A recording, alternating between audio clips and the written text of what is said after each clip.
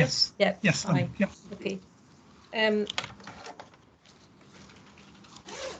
Are there any members of the committee that we're expecting that aren't with us yet, or can we get going, do you think?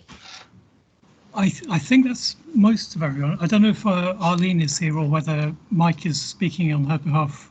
I think Arlene's here. I can see her name great. on the Okay. list. Excellent. Okay, right. Well, I think we'll join us. I've had one or two intimations of late arrivals. So good afternoon, everybody. Welcome to this meeting of Highland Health and Social Care Committee. Just to remind everybody that we are under governance light mode, and therefore we have a restricted agenda, and I'm hoping to finish the meeting as close to 3 p.m. as I possibly can.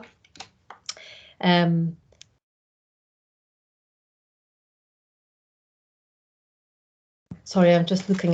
We have a number of new members of our committee and other staff members and things with us today. So welcome to all of you who are joining us for the first time, and particularly to our new board member, Joanne McCoy, who is attending as an observer today, but Joanne will be joining this committee as a member going forward. So welcome to her and to all of the others of you who are with us for the first time. So do we have any apologies, Stephen? From Elaine Ward and Catriona Sinclair. Okay, thank you. So just to remind everybody, as usual, that we are conducting the meeting through MS Teams. It is being recorded and will be available over the internet for 12 months. And if I could remind everybody to use the hand function to alert me if you want to speak, and also to only use the chat function to draw my attention if I'm not seeing your hand up. Please don't use the chat function for this meeting to make contributions to the committee. Are there any declarations of interest in any of the items on the agenda today?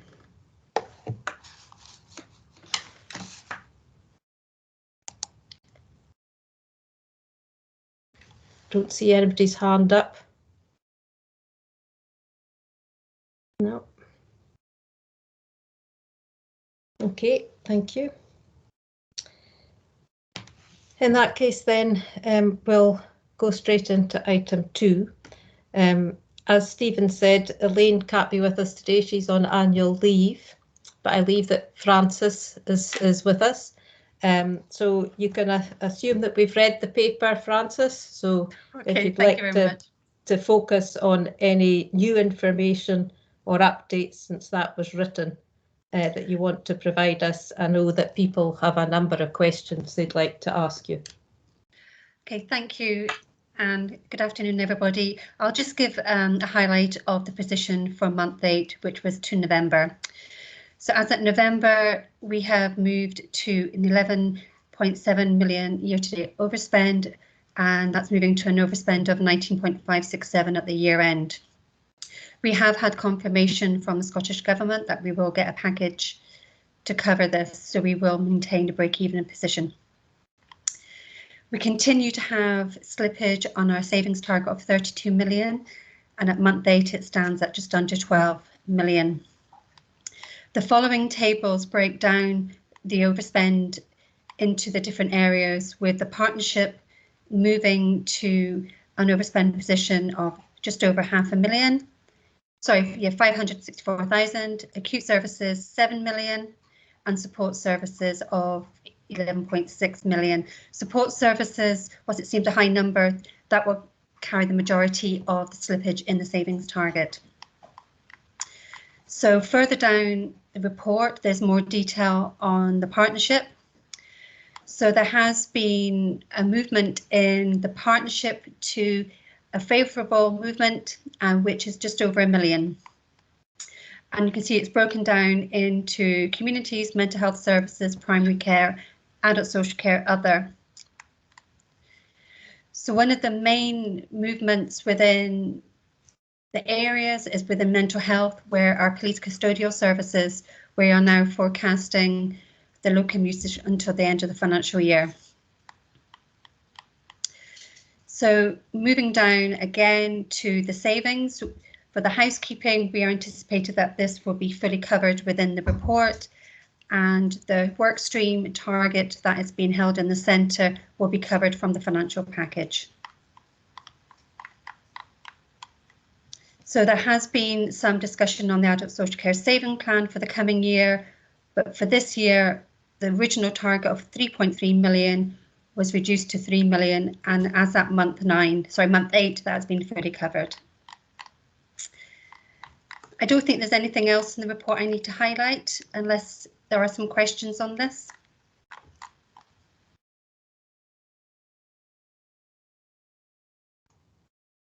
Okay, thanks, Frances. Before I open it up for questions, Louise, is there anything further you would want to update us on, particularly in relation to the Joint Project Board and the discussions with the Council? There was an action noted in the minutes for more detail to be provided to this meeting on that, but for various reasons, I understand why that's not here. So is there anything, first of all, you'd like to say, maybe particularly on that front? Yeah, absolutely. And I think it's fair to say there have been a number of discussions between ourselves and the Highland Council in recent weeks in relation to the future direction. Whilst we have achieved the financial requirements that we put in place last year, there has been some challenge around how we do transformation work together, as well as cost savings and efficiencies. It isn't an easy mix at times and a difficult blend. So what we were looking at is trying to really refocus doing that in a different way for 22-23, and there is going to be a proposal that goes to the Joint Monitoring Committee in February about how we do that somewhat differently. So that's why we haven't put a great deal of detail into the conversation here at this point, but there is a feeling that we just really need to reframe how we do a lot of the work we've been doing, because it felt like it was sitting out with our normal work, and we need to actually bring integration and the way we do transformation plans together as part of our general business with the council, rather than as something that sits alongside it. So it's trying to integrate it and link it with our strategic plan going forward, having a proper strategic plan that we understand as a partnership and that we're working towards with our plans. So, and it's also bringing in the financial elements much more towards the way we do FRB within NHS Highland. So there are ideas and thoughts about how we do that somewhat differently, but I can't bring them here yet because we need to agree and sign them off elsewhere.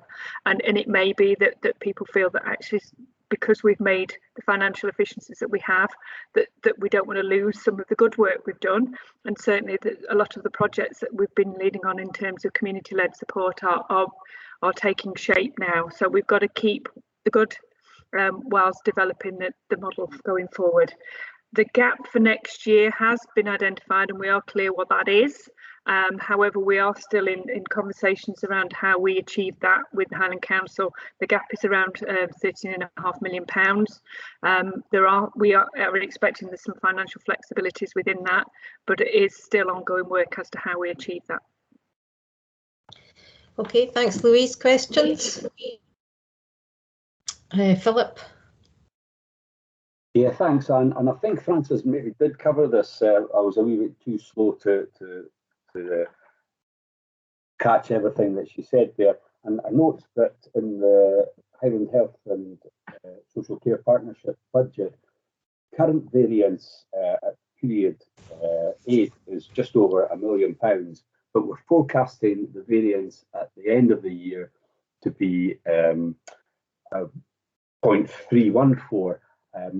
Am I correct in hearing what you said there, Frances, and saying that difference, the preferential position by the end of the year is in relation to the PMO and what we're doing in terms of savings, or is there Yes, that will form. Else? Yes, that will form part of it, but also we still have anticipated budgets still to come in, namely Scottish Government funding. So once we've got the costs out at month 8, we've still to get the budget.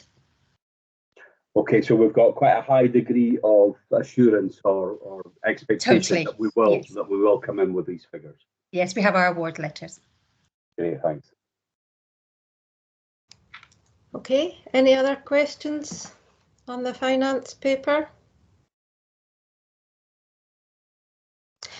Well, I'll let you, Jerry. Thank you, Anne. It was really just in relation, this probably just is for a discussion later on in the agenda when we're going to be talking about mental health.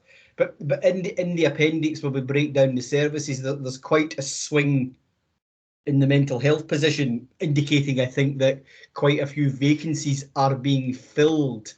I suppose my question within the finance context is, do we now have confirmation that I'm just trying to get to the page, excuse me while I scroll down.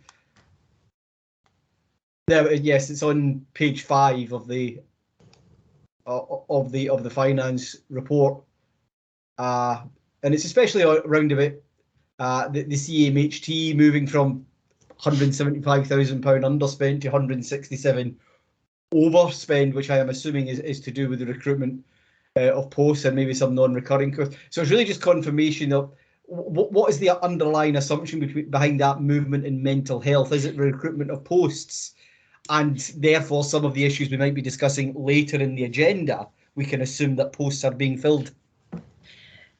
The movement that you're seeing within community mental health is mainly down to adult social care packages, where we've had an increase in some of our long-term costs there. So it's not really associated with the recruitment. That will be a small part of it, but the majority of it is adult social care. I didn't think adult social care was reported in the table that said mental health services. Yes, it is, because it's part of our district's budget and our services budget. Okay. So the vacancies.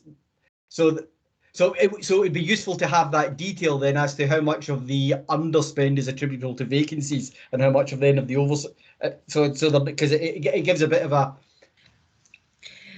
not misleading, is you can't quite tie up the underspend and vacancies as opposed to the overspend on the adult social care packages. So it'd be useful just to get that detail. But thank you very much for that.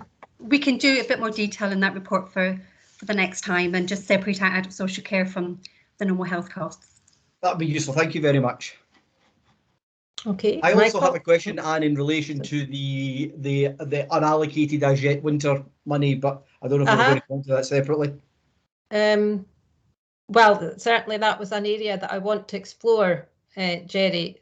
But so I'll see what Michael's question is, and if it's not on that, then we'll come back. We'll come on to that in a minute.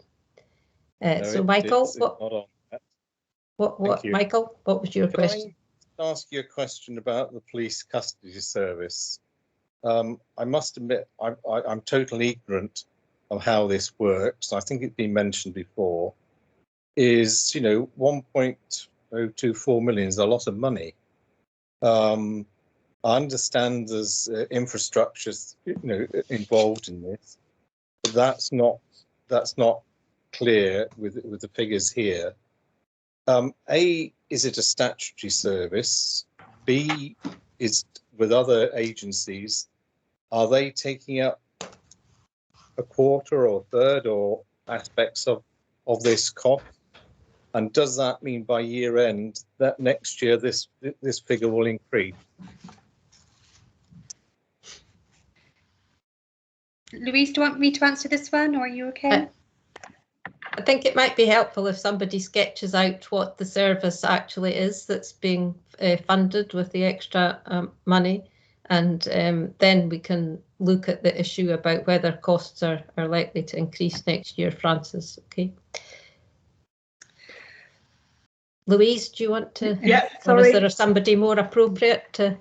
I think probably Arlene and Fran, and I'm happy to come in on the back of that if you need me to still. Okay, Arlene. I was going to pass to Fran. Okay. No problem. So the Is current it a hot potato, I asked myself? It's a Not at all. complex one. It's a complex one. So we have seen an increase in costs for this year, and that's mainly due to statutory requirements. So we've had to have, I suppose, kind of double cost for locums. Am I right in saying that, Eileen? So, and because we're obviously employing agency locums, that has increased the cost compared to previous years. The business case for this service is currently being completed for submission to our investment group, but it won't be in that ballpark figure because obviously we're going to be basing it on substantive staff, and that's why there's an overspend this year. So sorry, I think we need to explain to Michael what exactly the service is that we're talking about. Can somebody describe what the police custody service actually involves? Eileen, do you want to do that bit for the finer detail? Yeah, and I may need Louise's assistance in that, but my understanding is the police custody services is the FME service, whereas the forensic medical examination. So for somebody who has been a victim of a crime and requires a medical examination, that requires a trained specialist doctor who has to come in and do that. It's clearly not something that is. It doesn't have. The difficulty is that you can't have somebody in there just sitting waiting on somebody to come in because you have no concept of when that may need to be done. And the work that they're doing is highly skilled because of the forensic nature of the work and the medical examinations that they may be doing at that time. And so therefore it sits within locums, particularly, who are also on call for that there. So it's a very expensive service because you need a very skilled and trained clinician that can, in order that they can do that. If I got that bit right, I'm kind of Louise, and I'm seeing Mike there as well, who's making progress. No, I was Okay. going to just come back. Sorry. So is that just need Mike? Who? Sorry. Can we hold on a second here? Right. Arlene, were you inviting Mike Winter to come in there, or somebody Yes, else? apologies, Anne, because his picture opened up right in the middle of my screen at that point, and so that was why I thought, oh, obviously, right. Perhaps he's coming to help me out with some more detail around what the detail of that is. So I'm sorry. Yes. Okay, right. So Mike, if we could ask Mike Winter first, and then I'll come back to you, Michael. I just wanted to clarify that this was a responsibility held within police, the former individual forces, but at the time of Police Scotland, the Scottish Government moved the responsibility to health boards, to form this service. And as Arlene has said, it does require a specialist resource, usually made up of paediatricians, general practitioners, and others, all of whom have additional training, to undertake the forensic examination. It also includes the care of the health care of individuals who are in police custody. And so it's actually both the forensic element and the overarching responsibility. And with drugs problems, it's also something that does require a fairly constant input. And again, it's a combination of medical and nursing service. So it is a challenge for all boards across Scotland. And I've not yet got into the detail of what's happening here in Highland, but it is something we will be exploring with the team. Thank you. Okay, so just before I bring Louise in, I think there are two key issues here. One is that previously we've been assured that this pressure would be covered in 22-23, but Francis, I hear you're saying that the business case is still being developed and has still to go through the investment group. So I just wonder what if you could provide any comment on whether or not that is definitely going to be approved. And secondly, I guess, and just in relation to thinking about the costs, and I wondered whether we've tried to recruit to these posts already. So I'm really, I guess, querying the likelihood of us being able to recruit on a substantive basis, and whether or not we will have to continue to provide the service through locums. So, but Louise, do you want to come in? I do, and I can answer some of that for you, Anne, in terms of the fact that I think there's been a bit of a moving feast around the business case because we were waiting for establishment of the new facility at Raigmore, which we do now have up and running, albeit not fully up and running. There's aspects of the service that we're now providing there in the new unit, and we're building that. So there has been a little bit of hiatus while we understood exactly what we needed from that service. However, the service hasn't had an agreed finalised budget, which is why we haven't recruited permanently, and it has been locums. We are hopeful that once we get that business case through the process and we get it agreed, we can then go out to permanent recruitment. And I think there's a good chance that we will get people that are interested, because certainly we've never had difficulty in covering it as we do at the moment. So it's positive, it's just the timing. We have got a new business case group established. The first meeting is next week. I don't know if the business case will be in order to go there next week, but certainly in the coming weeks we'll get that through before the end of this financial year. Okay, thanks, that's helpful. So now I'll come back to Michael Simpson. Mike, does that provide you with enough information? Yeah, I appreciate the explanation. What I'm trying to drill down into this, it's called the Police Custody Service. And what I'm trying to understand here, is it a statutory duty on NHS Ireland to provide this, or as a police custody service, are they outsourcing it? And B, are they contributing any finance towards this, or is that not the case? No, so I think that, as Mike says, the responsibility for this service was transferred to the NHS when Police Scotland was formed. So it is now a statutory responsibility of NHS. So it's our responsibility to provide it and to fund it. I see everybody nodding, so that's the situation. So despite the fact, it may well be, and I know the facility at Raigmore certainly isn't called a police custody. You know, so I think we need to think about the language around the service, because clearly calling it police custody service, you know, does give rise to some confusion as to what our responsibilities are in relation to it, but also in terms of, I guess, of public understanding and patient access. It's probably better if we think of some different language maybe for the service, and I'm sure you've already thought of that. I know that we're calling the facility at Raigmore something completely different.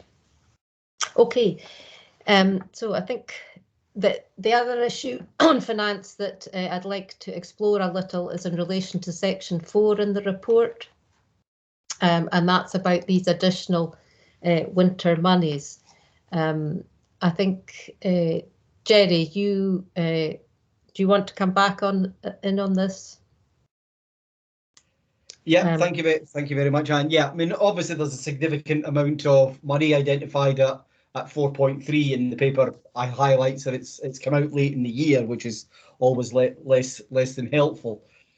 But it was really just to get an understanding of the process for agreeing where it will be agreed how that money is spent. And I'm not so worried. I don't want to get into a discussion about machinations over agreeing a year-end position with Scottish Government. I'm more interested in the ongoing position, but I am interested in the context as well of the position for the partnership, where we've got a significant overspend in care at home, and yet we've been allocated £2.7 million for care at home. But so I suppose the question in relation to care at home, are we expected to be spending another £2.7 million in care at home, or can some of it be allocated to spend which we've already incurred but was not yet funded? So I've probably quite a few bits in there, and especially given that I think there's 2 of the items that are actually being allocated to us on a recurring basis. Thank you, Anne. Yeah, so I think it would be helpful, Louise, if somebody could particularly address how how decisions about how these monies will be allocated are going to relate to other ongoing developments that the committee have heard about previously, such as the enhanced community services, for example, and so that we can understand the extent to which these additional monies will help us deliver existing priorities, or whether they'll be devoted to new priorities, or etc. etc. Thanks. Absolutely, no, that's fine. And in terms of the quite specific asks for some of the money, so we don't have carte blanche to necessarily do everything we'd like to with them. So there are limitations. So the interim care beds, we are going to really struggle to use that, because at the moment during COVID, 3/4, if not more, of our care homes at the moment are closed to admissions. So those interim care beds, which are within the care homes, we're restricted in how much we can use those. So that is going to be a challenge for us. We have got some identified beds which are mentioned in my report, which we are using as interim care, but it is a real difficulty for us in terms of capability of using them. Although obviously, you know, we hope that the position will improve in the next 3-4 weeks, but we can't guarantee that. So the interim care beds one is a tricky one. Care at home capacity, the national ask was to increase capacity. However, again, both due to the position we're in and how we were before this most acute phase of COVID we have struggled to recruit to care at home. There is a national ask for us to increase the rate, which went up to £10.02. There is an expectation that we increase the rate to £10.50 from April. And what we've done with this, some of this money is increase the rate now to our existing care provision, in order to really sort of try and encourage that sector that we are going above and beyond that ask. We are aware though that is still for some care at home providers, that's still not enough, and we are still working at what we can do differently and how we can support them, because the difficulty is the ask is to increase capacity, not just shore up what we've got.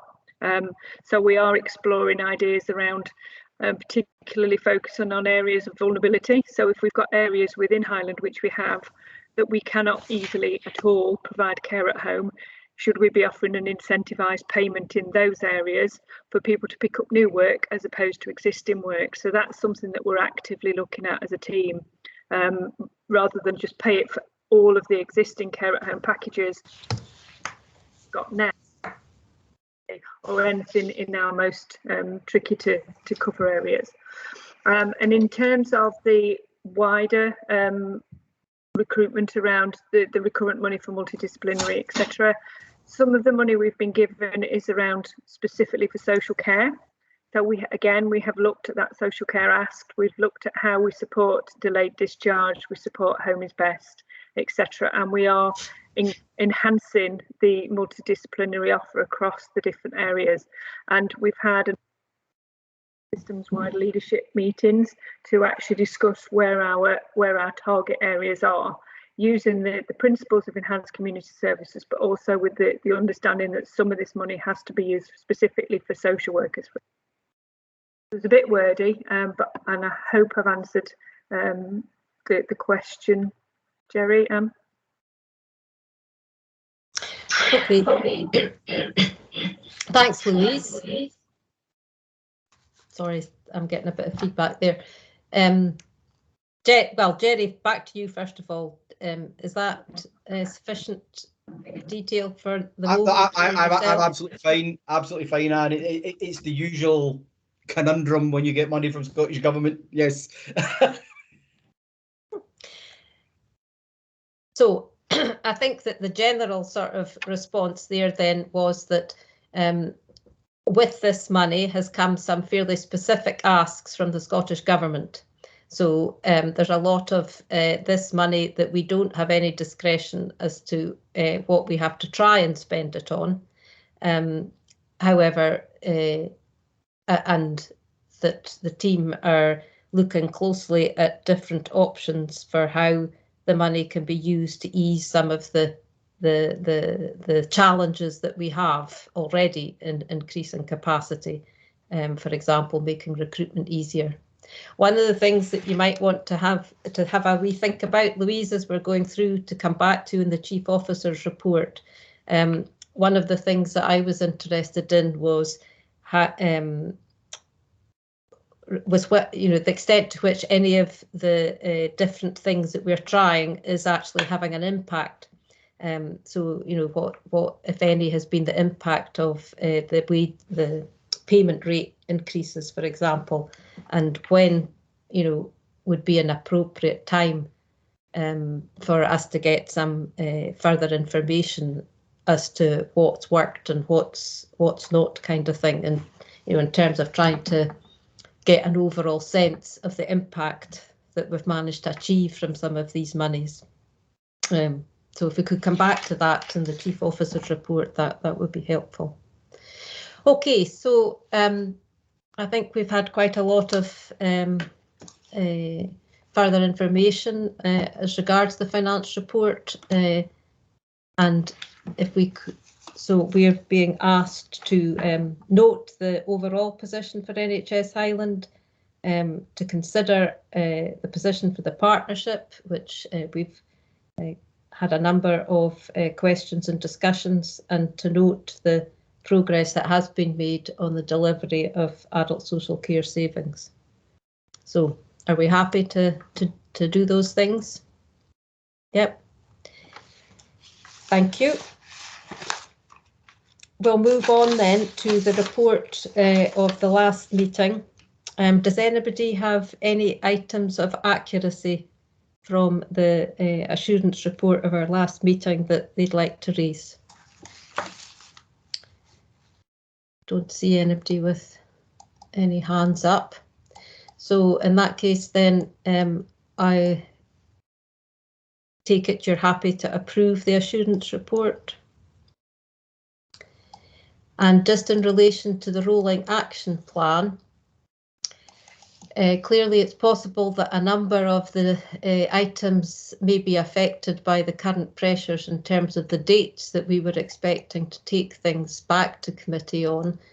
But there's one, but I'll just leave the dates as they are for the moment. There is one item I would like to ask about, Louise, and that's the one on terms of reference for the fees group, the process. I was wondering if I was just concerned that might have fallen off the radar in terms of the pressures that have been on everybody, and just what the thoughts are in terms of discussing a revised process for agreement of fees and charges. I'm sure that must be coming up for 22-23. Yeah, it hasn't fallen off the radar, but it hasn't been concluded yet. So I need to have some off-line further conversations before we finalise that. I am planning on having a conversation about it at the meeting that's been established with Dave Garden next week, because I do think there may be something we can do with that forum that could be expanded out to cover it. So I just need to have that conversation with him. Okay, fine. Well, as long as it's still in progress. And I just wanted to check the last item on page 2 of the action plan. I think this was in relation to your query, Mike Simpson, and I just wondered whether you were happy that we could take that off as an action following the information that I sent to you about what we're doing around careers in health and social care. Would you be content for that to come off now? Yeah, I'm fine. I just wondered whether it would be part of the academy anyway. Well, it may well be part of that, which is a separate action, but I think that was there specifically in relation to that query that I obtained some information for you from our learning and development team. So I was wondering if on that front we could take that off. You happy to do that? Yes, thank you. Fine. Okie doke. So that brings us then to one of the substantive items for today, a very important update on our mental health services. So Arlene, are you going? I think you'll be going to introduce this report. So we circulated again with this paper, the previous paper that was considered in December 2020. So what we have to consider today, I guess, is whether we have sufficient assurance in terms of the progress that we're making in implementing the interim approach that was set out in December 2020, and given the additional challenges that the service has been facing since that time, whether we are assured about the management of the critical risks that Arlene's drawn our attention to in the paper. Just to advise before we start, in case anybody had a query about this, I have agreed with Louise and Arlene that the improvement plans mentioned in the paper can be made available if anybody's interested in seeing those. I did ask Arlene not to circulate them today because they're very detailed, and I was mindful of the time that we would have to consider them, but I believe they can be made available if anybody wants to see that detail. Okay, with that, Arlene, are you kicking off? Yep, I am. I apologise that I don't have a PowerPoint presentation to share with you today. I kind of, in the light of governance light and sort of the busyness that sort of kind of came at us from the side with Omicron, unfortunately, I've just enough time, to be honest with you. But I think you've all got a copy of the paper, and I would be hopeful that people have had time to have a look through that. And as Anne said, the second part of the paper is the interim strategy that was presented last year. So what I've done today is I've tried to kind of pull out of each of those categories that were presented to you this time last year and giving you an update of where we're at around each of those ones. But please ask questions. I've got colleagues within the room, both Mike Winter and Neil McNamara, I think, have joined us and can provide you some detail if you've got any detailed questions about that. And Louise has also got an overview of the mental health services. So within the paper, what I've talked about is kind of giving a very brief update about what the impact of COVID has been on mental health services. It is exceptionally brief. As you can imagine, that kind of the impact on people's mental health throughout COVID has been significant, and you'll have heard about that in a lot of different routes. But from our own services, the parts that we wanted to highlight to you was around about the emergency and unscheduled care. The people will be aware from last year's, if you can remember, that the Scottish Government had asked that we set up an emergency and unscheduled care service, which we called the Mental Health Assessment Unit, so that there was availability 24/7 of assessments. What we did within mental health services was that we brought together some of our existing out-of-hours teams and pulled them into one team to create that. We've got a team who are based within New Craigs who now provide unscheduled care, and I'll talk a wee bit more about that in detail as we go through the report, but that's been a very positive response to COVID and making a difference to people's lives and our ability to respond very quickly and work closely with our partners. One of the bits, I guess, that has caused us, I would suggest, endless frustration is about our access to a shared platform to enable us to have group work. We're not allowed to use Zoom, we're not allowed to use Teams when we're doing confidential work with patients. And so when we're doing group work, which you can imagine in mental health services is a core function of the work that we do, NHS Scotland didn't allow us to have a safe place to do that. That has now been resolved only within the last 6 weeks or so, and so we're now just working to ensure that we can get that group work back up and running.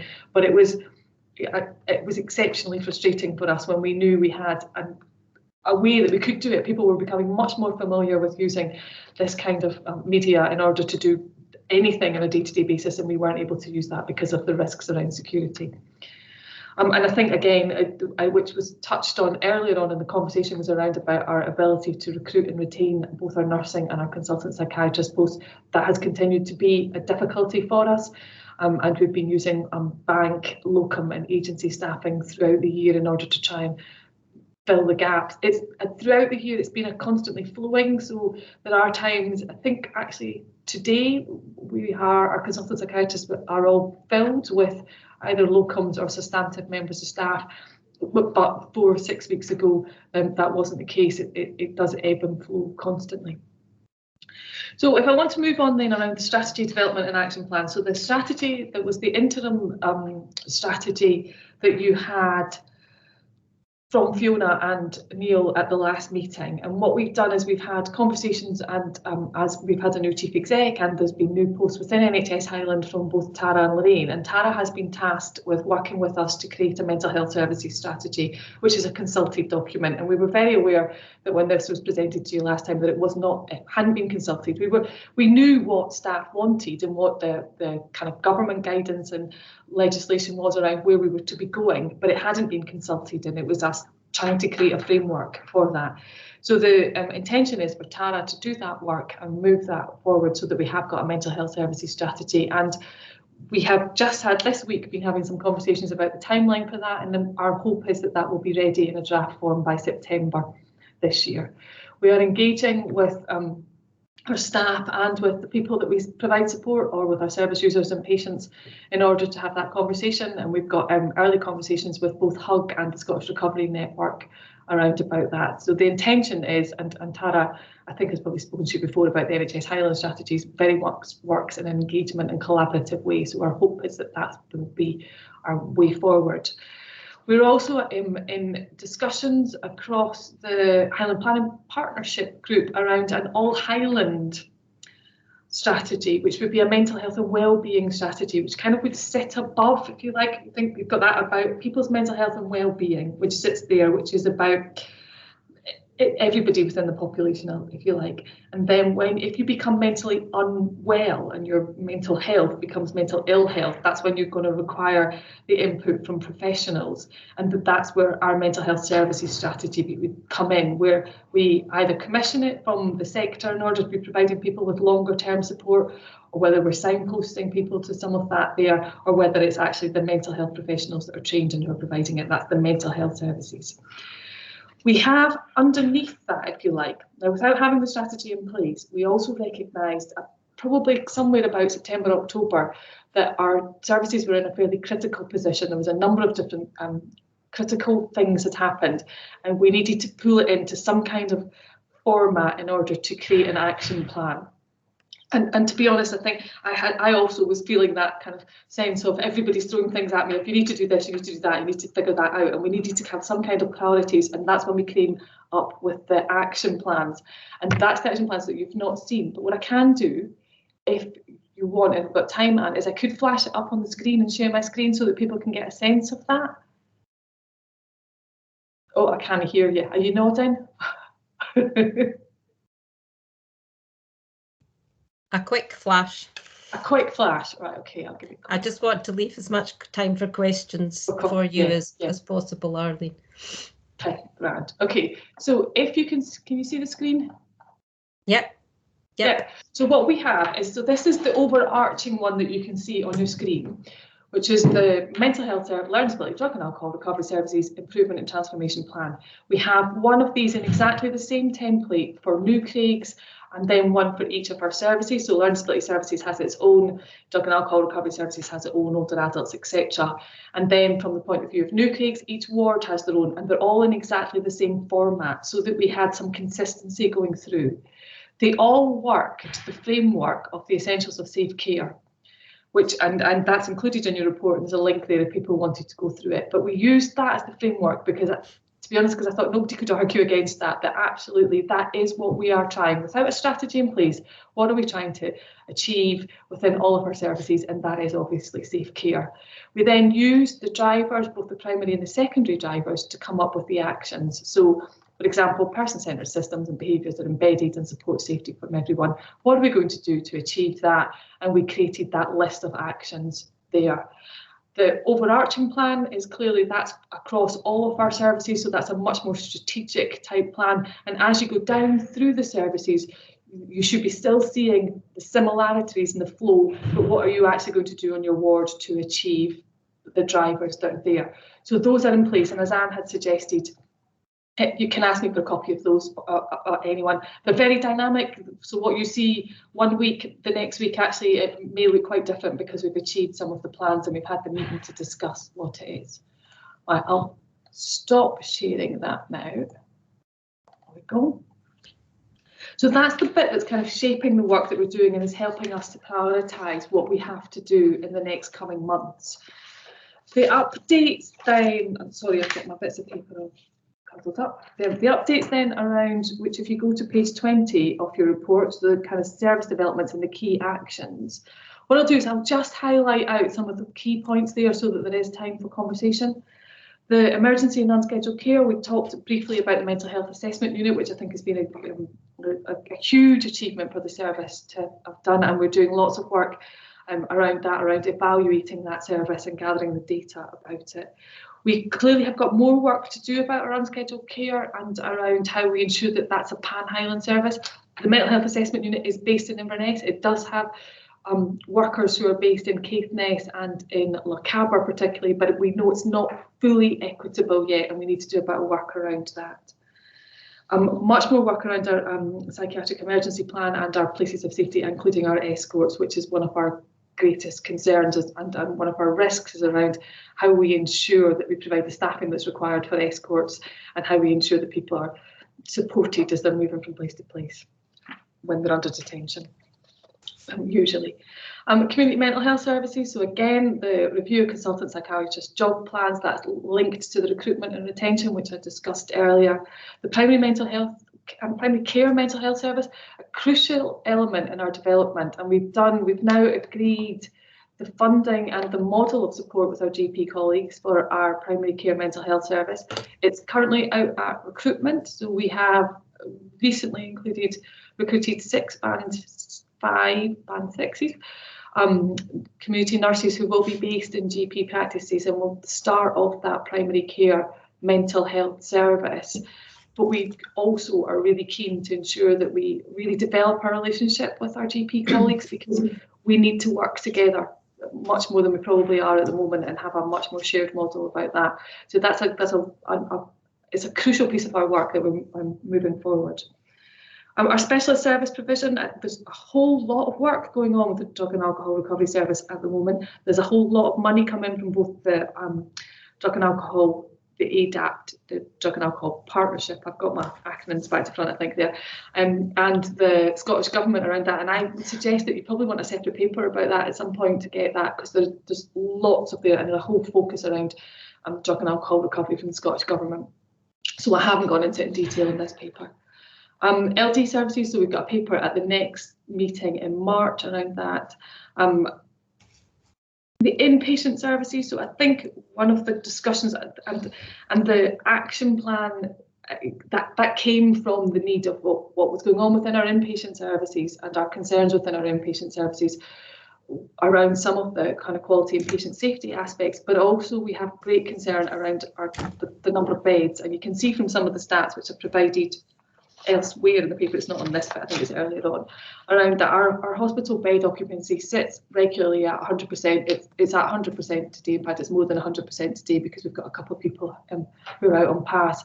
Our staffing is critical. We kind of running at a vacancy level of approximately 15%. We've done some work around trying to shift that from what we would call registered nursing staff to unregistered nursing staff, to shift that balance so that we've got people who are able to provide care and support. But that adds, it's not straightforward. It's not just nice people that we want in our buildings. It's trained, skilled staff who can provide the therapeutic interventions that people require when they require an inpatient admission. We've done a lot of work over the last year around flow. We've got a new flow coordinator in post who is absolutely crucial and is taking away a lot of the work where people were phoning around trying to find out what beds we had where. For example, having Stephen in post to do that has been absolutely critical to that flow. But our flow, we can manage the flow and the process of flow, but our ability to have good flow within the hospital depends on what the demand is in communities, and it depends on, therefore, about people's mental well-being in communities, and then our ability to move people on quickly into step-down facilities. We just, literally before Christmas, we just had a conversation with a third sector support provider about their ability to use an existing building that they had, and they had been in an agreement with the council previously, and I think I hadn't won the tender. And so we've set that up as a very quick, short-term step up, step down type facility, so that if we have people who are in New Craigs who can't go back home for a particular reason or who require a bit more support, they don't need hospital, but they do need more support at home, then could they go to this facility in order that for a period of up to 6 weeks they get the additional support while they're in the recovery phase before they go back home to their independent living? And again, could we do that if we can see somebody's mental health is deteriorating, they don't have much of their own community assets and supports around them? Could they get that from us before they actually require an intensive inpatient hospital bed?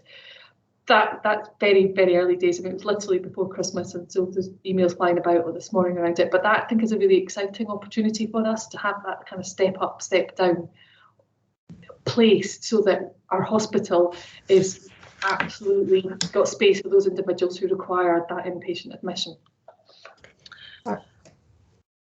I think that's a absolutely whistle-stop tour through the report, but I think I'm very happy to take any kind of questions around any elements of that. Thanks very much, Arlene. I just wanted to give Neil an opportunity.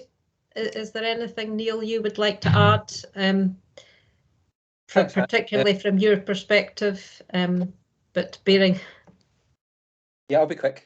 Thanks. Thanks. Sorry I missed the introductions there earlier. I don't have anything fundamental to add to what I was just saying. That's a good coverage of the areas. Just to say, yeah, we should be under no illusions about the scale of the challenge we continue to face on a day-to-day basis. But we're trying not to lose sight of two things. Firstly, of course, making the service as safe as possible in the here and now, but not losing that strategic vision about where we need to get to make things sustainable and appropriate for the future. But yeah, happy to take any questions. Okay, thank you. So I'm going to take 2 or 3 contributions together, and in case there are similar topics, Arlene, and then I'll come back to you. So I'm going to I've already got several, so I'll go to Louise first in case there's anything else she wants to say, and then I'll come to Michelle and Michael and Mari. Yeah, apologies. It was really just to add a little bit in terms of the fact that the team are doing a lot of positive work despite the challenges that we've got, and we've also got some really excellent leadership aspects coming in. So certainly Mike's recently joined us as senior clinical advisor, which is great news. We've also just appointed a new associate nurse director for mental health, and we've got a new director of psychology coming in. So we've got some additional fresh pairs of eyes on this as well that are coming in to substantially build the team, really, because it has been a big task for the people that are there at the moment, and it's been a very pressured time. So having some additional resource in the form of new leadership, I think, is going to be a great boon to that. So it was just to mention that, really. And in addition, we have got somebody in on an interim basis as Deputy Medical Director, who's going to be very involved with working alongside us all. So there's some positives in there in terms of support for the hard work that needs doing over the next few months. Thanks, Louise. So I'll come to Michelle first, and then Michael, and then Mari Wiley. Michelle. Hi, thanks for that. My question is really to do with youngsters and teenagers in particular. I mean, obviously the pandemic has acutely affected social and mental well-being of youngsters in the Highlands, and I was just wondering, is there anything being put into place to help these people? You know, the youngsters, I noticed in the SDS consultation report there is a question that relates to what choices are there for young teenagers in Lochaber. But I'm looking more Highland-wide. You know, teenagers have struggled with their mental health and through education, socialisation and development. And I'm just wondering, has there been anything put into place, or are these youngsters being thought about? Okay, hold that thought. Michael Simpson.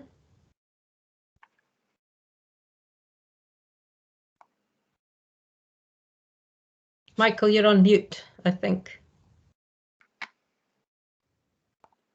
Yep. It seems that staff are managing some critical risks as a result of various challenges outlined in the paper. what level of assurance do you consider the committee can take from these improvement plans and that the risks are being managed to an acceptable level? And the second bit is, can someone explain to me why it's taken 2 years for a recommendation in regard to the helicopter overview and why this hasn't been implemented? And if it has not been implemented, who's responsible for it? Okay, thanks very much. And finally, Mari, before I come back for responses. Thanks, Anne. I've got a few points, so stick with me, I guess. And I suppose just by way of saying, I wouldn't want to be facing the challenges that you guys are. So in no way, shape or form are these necessarily critical of anything that's happened, because I think you're doing a really difficult job there, Arlene and her team. But a few things, I guess, from our perspective, some of the feedback that we're getting is about the challenges around the way that the services are often delivered within communities, particularly for those who have mental health problems, and the concepts of appointments and disengagements and then having to re-engage, and actually those challenges. And I guess, if I'm being entirely honest with you, I'd really like to have more assurance coming through this committee that we're taking those issues on board and that we're actually designing services to meet the needs of the individuals rather than to meet the traditional needs of the services, if that makes any sense, Arlene. I don't really feel assured about that right now, and I know that's a huge issue out there. I think without risking your internalised rolling of eyes, can we stop using the terms professional to describe the NHS and non-professional to describe everybody outside the NHS? Can we use clinical maybe and non-clinical services? Because I assure you there are a number of very qualified individuals working in the third sector. And I think that really does put their backs up, quite frankly, when we hear that language used. So can we just be really conscious of that? Not least of all because, and I have to highlight this, but one of the biggest feedbacks that we were given throughout the mental health engagement we did at the beginning of the pandemic, and it's been consistent, I've no reason to believe it's changed, was this sense of when the community mental health services are no longer able to provide a service for whatever reason, it could be pressure, it could simply be that the person is disengaged, it's often third sector services who are having to provide the day-to-day basis of support. And I don't really think that we've got a full scope about how these services between the public sector and the third sector really interact, and are we getting best value for money across the spectrum of delivery? It often feels as though we're pitting the two sides, to be frank, against one another, that one's coming in here doing this, and I'm not sure this is really terribly constructive, so I think we need to have a better dialogue across the piece. The children point I was going to personally pick up on. So I think we've got to be making sure that any strategic plan is looking at from year naught upwards, regardless of who's delivering this, because actually an awful lot of the mental health issues that you're dealing with in adult services are generated from experiences as young people. And actually we need to be assured at this committee that view in terms of delivery of mental health support services is happening from year zero. We are potentially facing another pandemic around young people's mental health resilience in the several years' time, if indeed not already. And I don't feel terribly assured that that's linking up as it goes across the piece. And not least of all, and apologies to everybody who's heard me say this before, but the fact that we don't have services appropriate for sexually abused young children in Highland is still a massive concern for me, and I have raised this now repeatedly, and still not any answer to that. I do think as well that one of the other things that adds into this is actually what are we doing with the additional investment that's come into Highland for children and young people around mental health in the last little while. I haven't heard or seen anything about it, either here or at the Joint Monitoring Committee. So just raising those issues, some of which don't necessarily require a response, they just simply are there being put down. Thanks, guys. Okay, I think I'll just ask Jerry to come in and then go back to people, because I don't see any other hands up, and probably time-wise, we've got quite a lot in there. So Jerry, I'll just take you now and then. I think for brevity, I think Mari has covered probably all of the points that I was looking to cover as well. What I was particularly interested in was that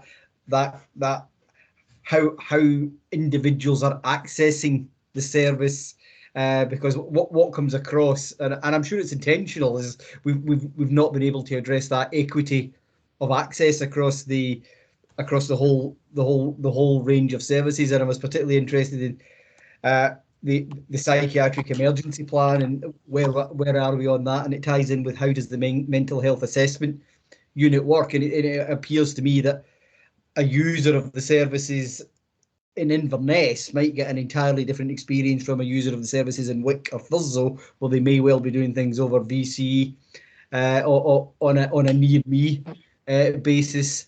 And again, and the other point that Mary had picked up was just, I didn't get any sense of how we're interacting really with the third sector and bringing their myriad of skills and experience into this moving forward. So thank you very much. Okay, right. So who would like to respond to some of these points? And Neil, I can see your hands up already. Is that okay? Because I might have to leave again. Try to do two things at once in an accreditation exercise. It's so great to have the opportunity to come and have these discussions, and every time we do it, there's something really heartening that you get a resonance that everybody's actually thinking along the same lines and recognising the same issues, you know.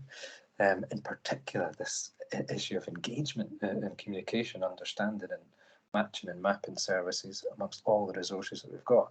If I've got my notes right, like loads of excellent points raised there, particularly by Mary. There's something about services for young people, something about assurance about safety of current services, something about delays in implementation of an EPR, something about referral routes and access, specific gaps in sexual abuse services, something about clarity around investment decisions, and let's say this overarching issue about interface with the third sector and other providers. I suppose it's why all that strategy work is so essential to everything that we do from here, desperately to reach out and make better use of the resources that we've got, and we've got a shared understanding of what each of the components is best at. You know, what is the role for specialist mental health services versus much more flexible and adaptable community-based resources. So we're really keen to work with everybody on that plan. That's a major focus in the months to come. I don't know, there's so many other points there. There may not be the time to cover them all here in detail, but just as I say, absolutely recognise everything that's been pointed out there. And I should probably stop at that point before I start saying anything pointed about electronic patient records or whatever. But I absolutely recognise the points that everybody's made and just really keen to get into the dialogue, supported by Tara and everybody who's going to be involved in that. Okay, so I think Neil's given us a good point to start there in terms of the importance of the strategy work in actually responding to some of these issues that have been raised, such as the links with the third sector, such as the links into the children's services, etc. So I don't know if Tara or somebody else would like to comment perhaps on a number of things. One, I suppose, the linkage between the two strategic pieces of work, between the community planning partnership and the service, because clearly the life course issues and that is very relevant for the community planning partnership, but also how we can make sure that we get better engagement of people with experience of our services, communities, third sector, other providers in the strategy process, because I guess that's in the long term, that's how we're going to answer a lot of Mari's points. I would hope, is if we get good engagement of all the different interested parties, providers and users of the service and families together. So I don't know, Tara, would you like to say a little bit about how you hope to, or? Yeah, I can do. I'm happy to. Thanks. Quickly, if you could just say a bit about that.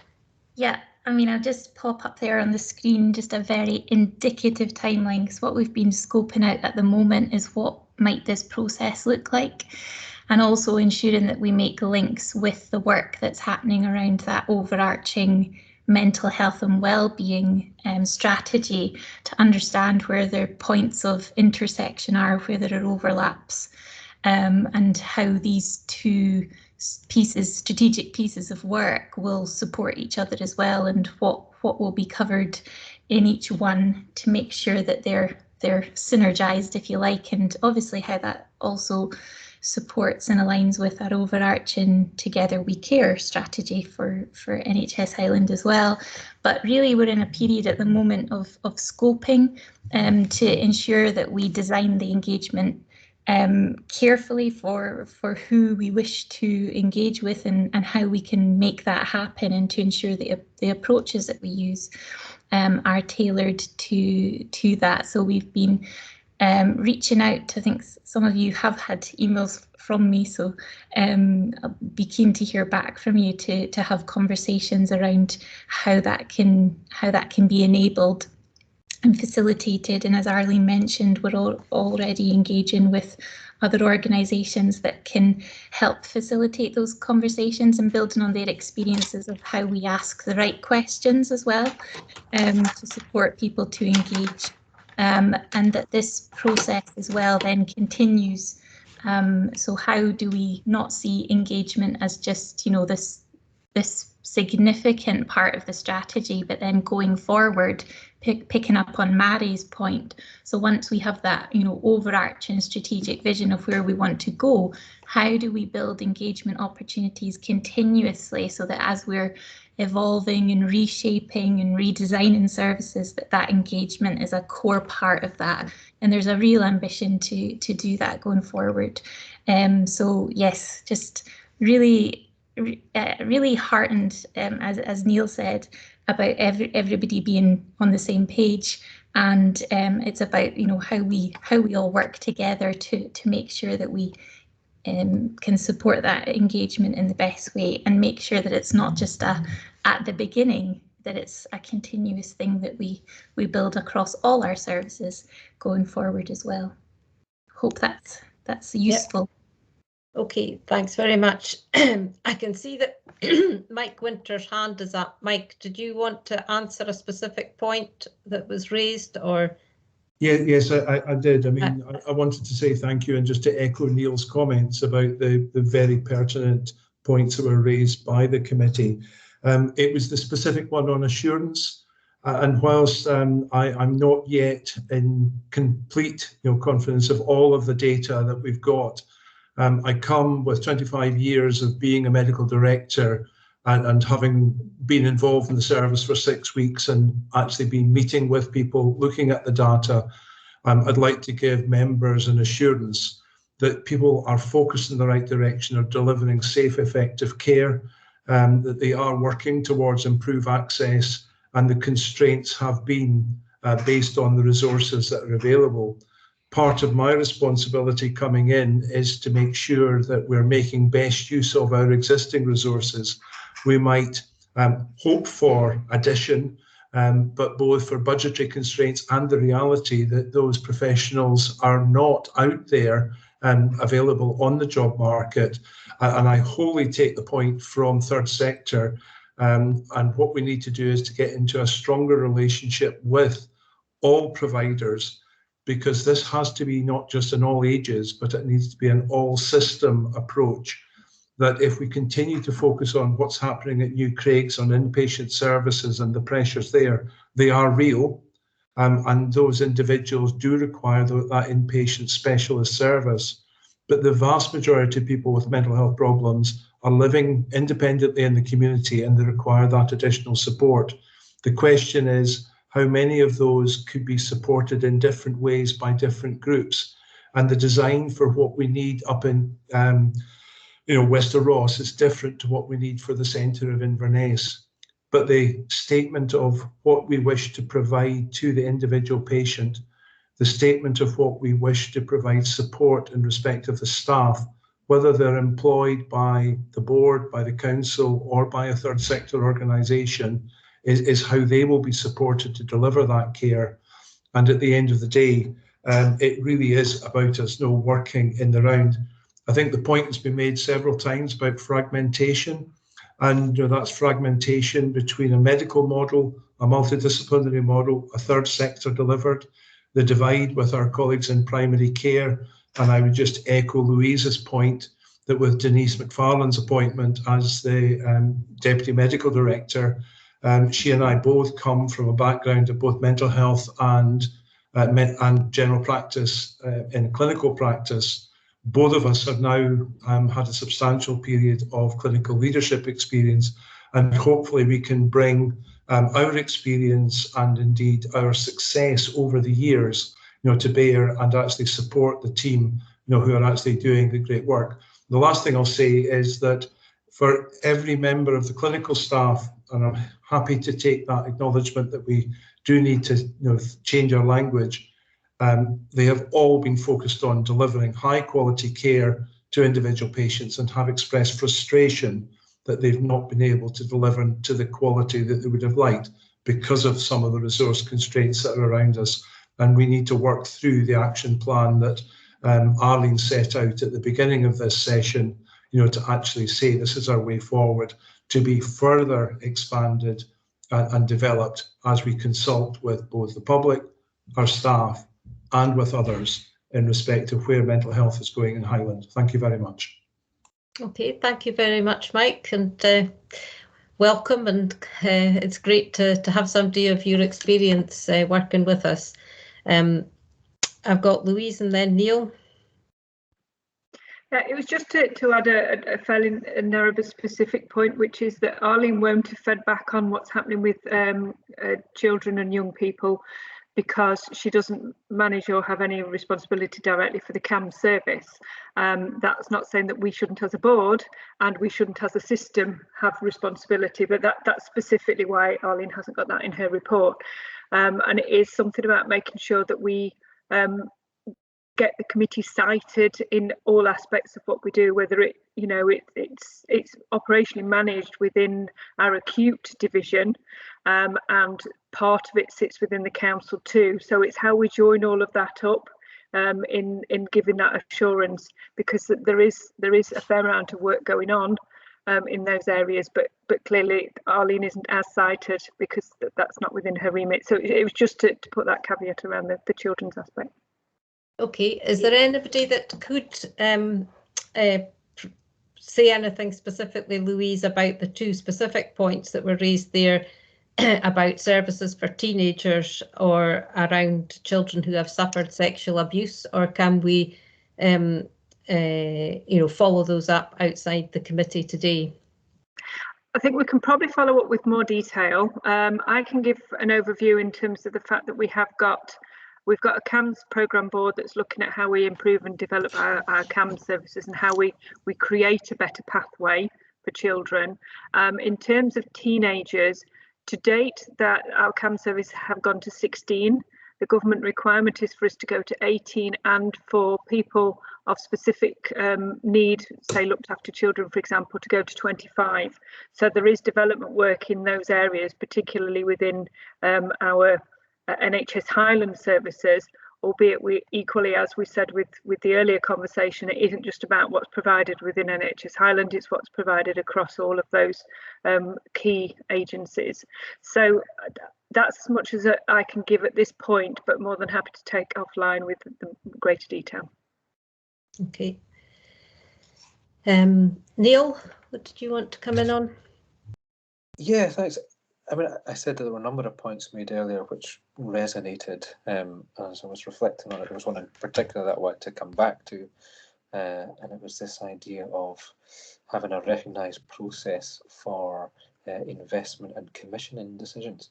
And there had been the concept previously brought before the Executive Directors Group of having a mental health oversight board. And having that as quite a key component to enable us to do that, so that people could bring ideas and have them evaluated, and we know how the decision making around it all worked.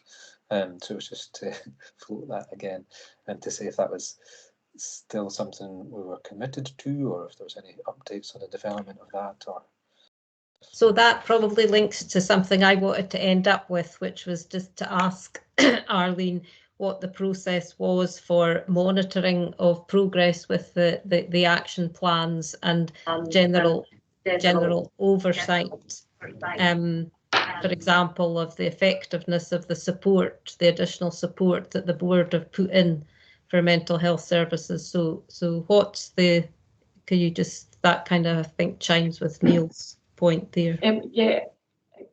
Actually, I don't know quite where it is in my files, but we do have a diagram which shows where the oversight of each of the action plans are, which is all very pretty, but I haven't got it open and it'll take me ages to find it. But we have, from the point of view of all of the services and, for example, the New Craigs individual ward action plans and how they are. So they're regularly either fortnightly or monthly, they come to a specific meeting which looks at where are you at with your action plan, can we work our way through it? And what we've done is we've recognised that because some of our action plans are very long, is that we've highlighted a way to be able to highlight within orange is what is our highest priority. So we go through our orange ones first, because those are our highest priorities, to see where we're at, and then we work that through. We then, from the point of view of the whole mental health improvement and transformation plan, so the mental health oversight board, which I think is what Neil was alluding to, that will be is due to be set up. It's been delayed because of our recent COVID response. But with that and that not being in place at the moment, then it is discussed. Certainly, Louise and I discuss it regularly at our one-to-one meetings, but it's also discussed as in individual parts of the action plan are coming out and going into SMT, for example, or SLT, so that there is that level of accountability. But it will fall under, the entire plan will fall under the Mental Health Oversight Board once that is fully established. Because there was many executive directors who have been involved in the development of the action plan at that time while people were providing the additional support. So I'm also accountable to them, and in many of the updates and irregular meetings that I have with, for example, the nurse director, then we will have a chat about where we're at with the action plan and what additional support that's needed. We haven't, Mike's been been around with us for kind of the last 6 weeks. We haven't actually considered how we're going to formally evaluate that. I think from a sort of feel-good perspective, it certainly feels much more supportive to us to have these additional people around with their level of experience and helping to guide and shape. Denise McFarlane only started in post kind of yesterday. Our new other posts from the nurse, associate nurse director, etc., are all due to come. So we will be considering how best do we evaluate that and linking that into the strategy work, etc. I think it's probably just a bit too early to say, but we will consider that. So did I hear you right in saying that then there is still an intention to set up the oversight board? Yes, absolutely. Okay. Right. Sorry, Louise, did you want to come in on that? Yeah, it was just to confirm that the programme board for mental health is going to be a Highland one, so it will include Argyll and Bute and ourselves, so that we again have that consistency across the board. Lorraine Cowie is establishing that as part of her remit, because we want to again ensure things are joined up and we just haven't got groups meeting off in isolation. What I would say is that it's going to be an oversight and assurance board rather than making huge amounts of decisions, because ultimately we need to give the services the ability and the responsibility to work with what they've got and bring their escalations and concerns for us to help fix, rather than necessarily do that fix at that point. So it is very much about how we provide that oversight without over managing people. Okay, thanks. So just before I round off this item, then can I come back to the point that Mike raised about the digital aspect of enabling some of these improvements that you're trying to make? I know, for example, from my own recent visit to New Craigs, some of the nurses I met there the charge nurses were particularly looking for e-rostering, for example, to help them out. And I think Arlene maybe mentioned that some of these improvement actions which are aiming to release existing staff time are as important as our recruitment focus. So could anybody sort of comment on not just the electronic patient record, but I guess where we are in terms of digital enablement within mental health services? And is there anything that this committee should be escalating, for example, or asking for from our e-health colleagues in relation to this area, in terms of ensuring the helicopter review can be implemented? Louise and then Neil. Yeah, it's just to say there is now, and I know it feels like endless boards, but there is now a digital health group that that's focusing on exactly what actions need to be taken, and they have a plan of all the requirements, including the rollout of MORSE across the whole of Health and Social Care Partnership. So all of that work is in there. There has only been one meeting. I'd need to check the details from the last meeting as to where that's at, but certainly there is now a process for following up on anything that should be being actioned by eHealth.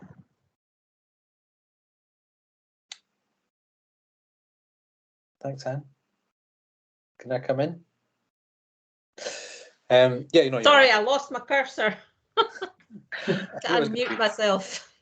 Neil and then Arlene, and then we're going to have to wrap this up. You're right. There's a whole suite of digital developments that we need to be considering implementing, and Arlene and I have discussed that with Ian Ross relatively recently. So I don't know if there's anything hugely specific we would be seeking from this committee other than your general support and recognising that's going to be crucial for safe, effective and sustainable service delivery going forward, and asking that it be given a degree of priority, because we've got the bones of a work plan mapped out, and we just need to go ahead and get it delivered. I don't know if Arlene was going to say something similar. Arlene? Yes, it was just to assure committee that I have now got a regular meeting set up with Ian Ross in the diary, which I think previously there kind of had been meetings in order to progress things, and then other things had got in the way. So we now have that regular diary meeting in order to do that. And I've also just come from a meeting about taking forward e-rostering. So we don't have a timeline or anything at the moment, but I had literally before this meeting was in a meeting about moving forward with e-rostering, and the PMO are assisting with that. Good. Okay. So, well, thanks very much to everybody for their various contributions. I think we have to recognise that this report and the work that the team are putting into the improvement plans are exceptional, considering the challenges and the pressures that they're facing. So I think we want to thank them for all of those efforts. And whilst it was very useful to hear Mike's take on how we're managing the risks that we're facing at the moment and the quality of the care that's being provided, I wonder, Louise, whether it would be appropriate for us to maybe get a further update in 6 months' time. Normally, we wouldn't revisit a service report like this for another 12 months, but I do feel that the challenges that the service are facing maybe warrants us just having some sort of update in 6 months' time about the progress with the action plans to assure us on that front. Do you think that would be acceptable or appropriate, Louise? Yeah, I think that would be acceptable. And what we could also try and do is use the opportunity to do a greater link up in terms of that ask around children's and young people's services, and maybe look at that lifespan work that we need to be doing. Okay, that sounds like a good plan. So, sorry, can I return to the agenda? So you've been asked to note the work that is ongoing in relation to the strategy and to support the continuing actions to address some of the challenges that the service is facing, and also to consider the report and identify any matters that require further assurance or escalation. So I take it, in terms of anything that requires further assurance, we've agreed we'll get our report back in 6 months' time, and that will specifically also address the children's and life course linkages there. Are we happy to that is an acceptable way forward in terms of assurance, or is there anything that anybody feels requires further action? Happy to agree. Okay, thank you. Thanks very much, everybody. Arlene, Neil, Mike, it's Tara, etc. Everybody involved in that report. Thank you. I know that it was produced in a particularly difficult time over Christmas and New Year, so I'm sure there were a few weekends or evenings devoted to bringing that to us, so thanks. If I could ask, I mean, I did join for the mental health item, but I would value staying on for the rest of the meeting if that's... Oh, absolutely. If you're free to do so, more than welcome, Mike. Thank you. We move on then to item 3.4, the SDS strategy work. So I'm very pleased that this has come forward to the committee.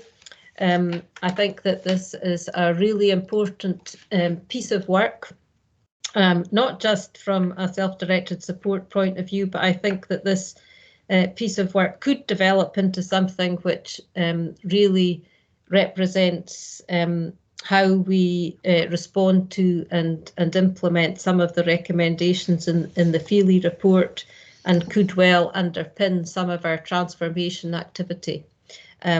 So Ian, and we have Bex also with us today, who's been involved in this work, to just briefly introduce the report for us. Thank you.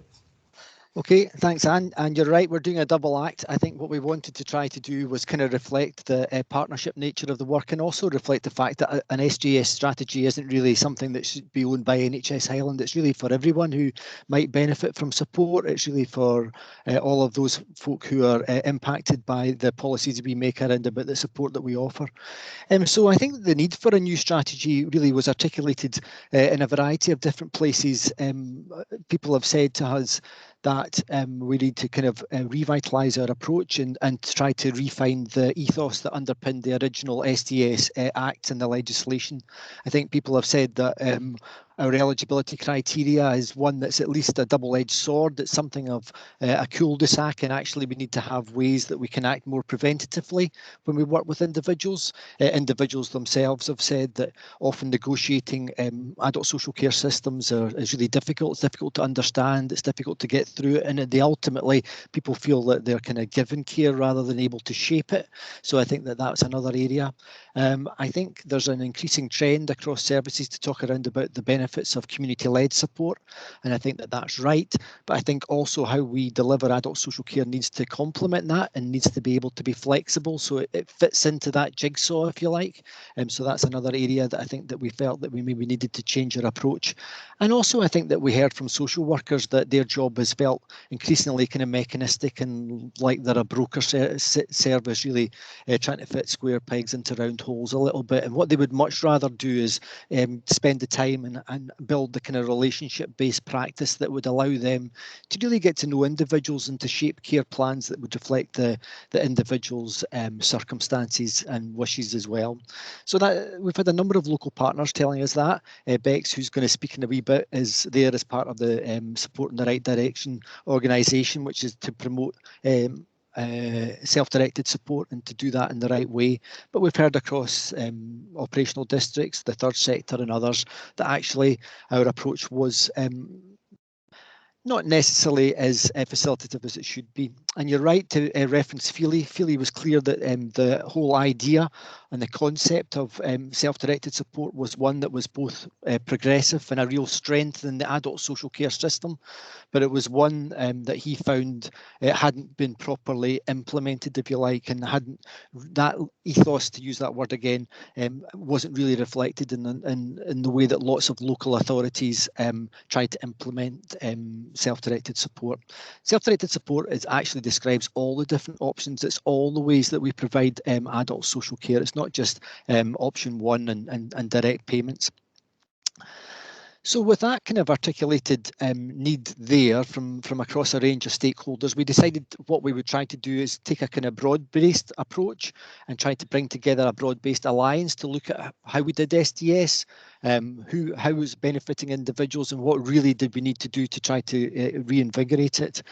So with that in mind, we invited a wide range of partners to form a reference group and to shape what we think would be a good self-directed support strategy, and then to really talk around about engagement, because I think that we felt that the legislation itself talks about individuals having choice and control over the resources available to them. But I think that we felt that it shouldn't just be at an individual level. Actually, people who need support should have choice and control over the resources available to them in collective levels.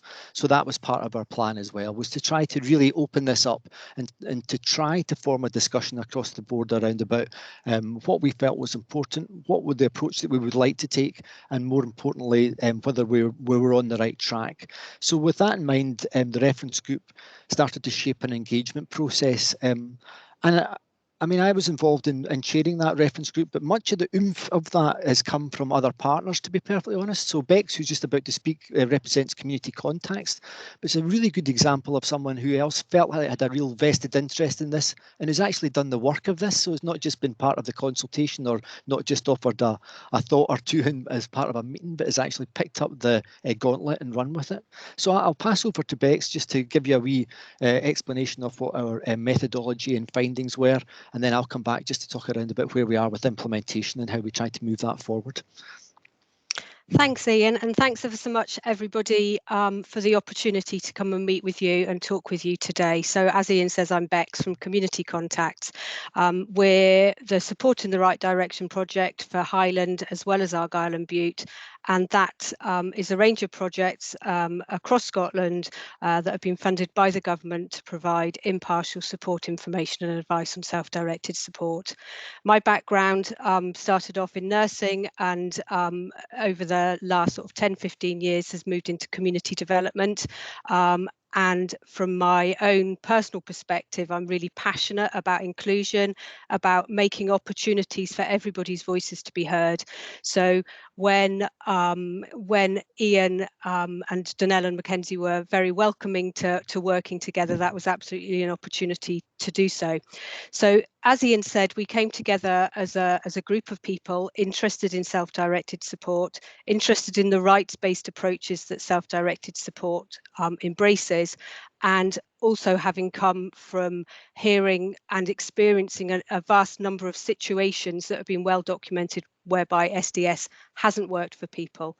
So the reference group that Ian mentioned involved a range of third sector partners from NHS Highland, from the council. We also had a carer within that group as well, somebody that manages an SDS budget on behalf of a family member. So what we decided to do was we worked very, very closely together to think about what is this thing all about? What do we mean by SDS, and what does that mean in the context of Highland and Highland's people? And we designed a way of going out to open up opportunities to have good conversations with communities and groups of people who had a vested interest in self-directed support. And we basically looked at it through a number of different headings, although we did allow the opportunity for people to go a little bit off-piste if there was something that was important to them, because the thing that we wanted to do was to listen and to really hear what people were saying and to make note of that and to take that back for further discussion. So we looked at that under a variety of headings, including values. So we looked at person-centeredness, how caring services are. We looked at how we can promote equality and how we can make our services as enabling as possible. We also looked at the priorities, and for us those included supporting the ethos of independent living, and that's about choice and control and people living as active equal citizens irrespective of whether they have a disability or a long-term condition or not, or if they're carers.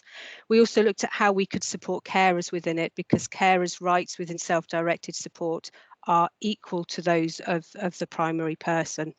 And we wanted to make sure that we were offering choice and control, and what did that really mean? We decided, as I said, to have good conversations and that those good conversations should form the basis of all work going forwards. We needed to look at strengths rather than deficits, a keen interest and a desire to support community-led approaches. We wanted to make sure that we were including the voices of people, that things were as participative as possible, and that we worked towards having processes within all elements of adult social care that were as simple as possible, not only to make it easier for people to navigate their way through when they're trying to access self-directed support, but also for our colleagues, for our social work colleagues and everybody else that's trying to make this work for people. We obviously wanted to measure the impact, so we wanted to look at how we were going to identify and work towards positive outcomes with people. We wanted to know how we would know that carers were able to report better health and well-being as a result of changes. We wanted to see that staff felt more confident and abled and freed up to do their jobs well. And we wanted to see greater support around community and community assets and that whole person approach, that social care shouldn't just come in as a budget or as formal social care, but it's about how people fit within their families and within their communities. And we also wanted to make sure that we were setting ourselves up to make decisions in a good, timely fashion for people. So those were the things that we went out to discuss with people.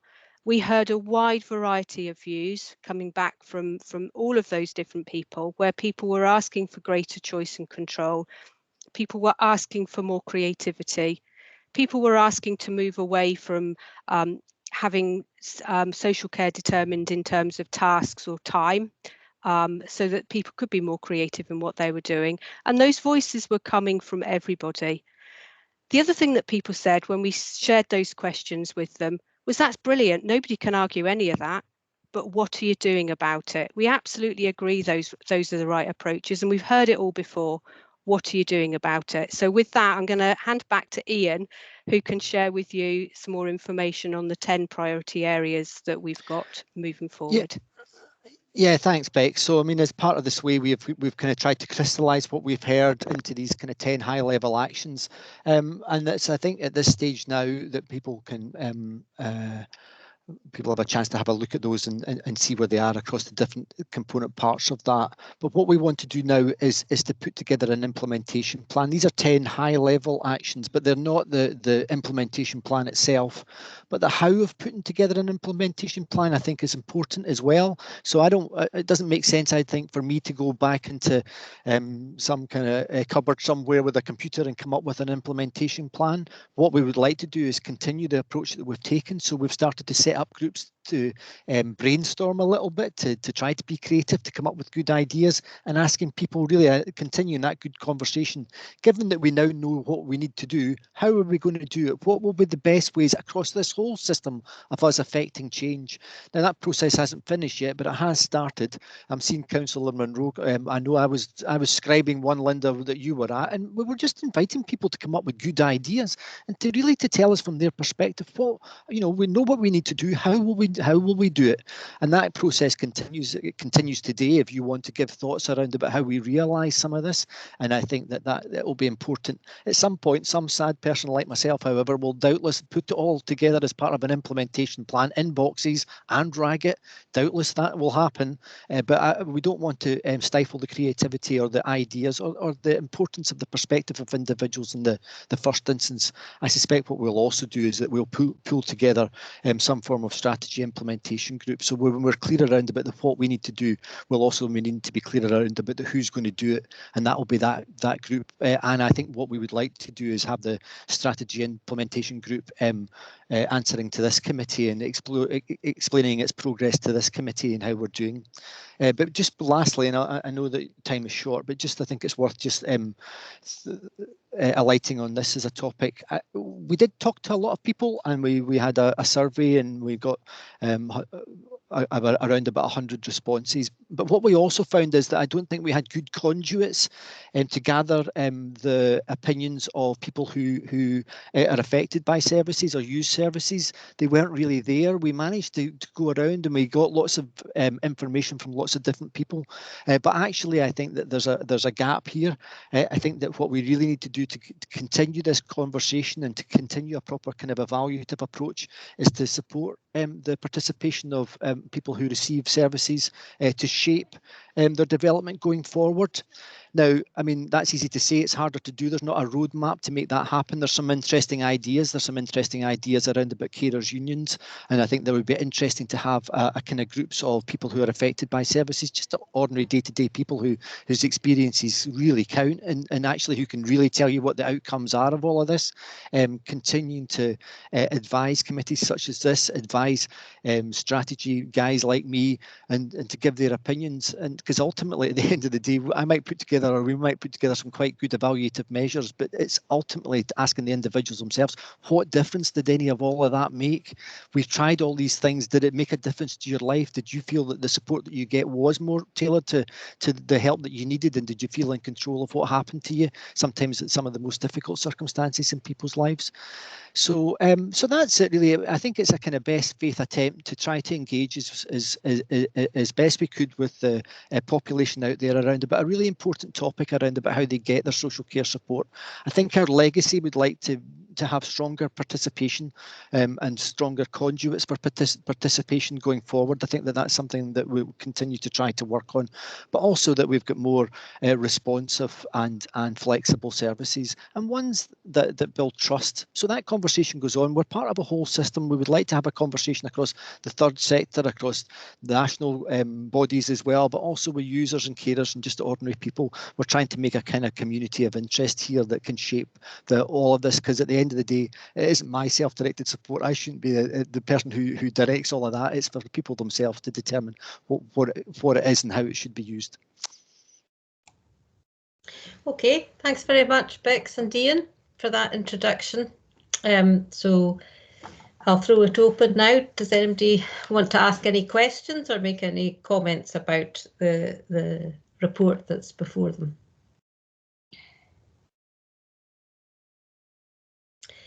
Linda.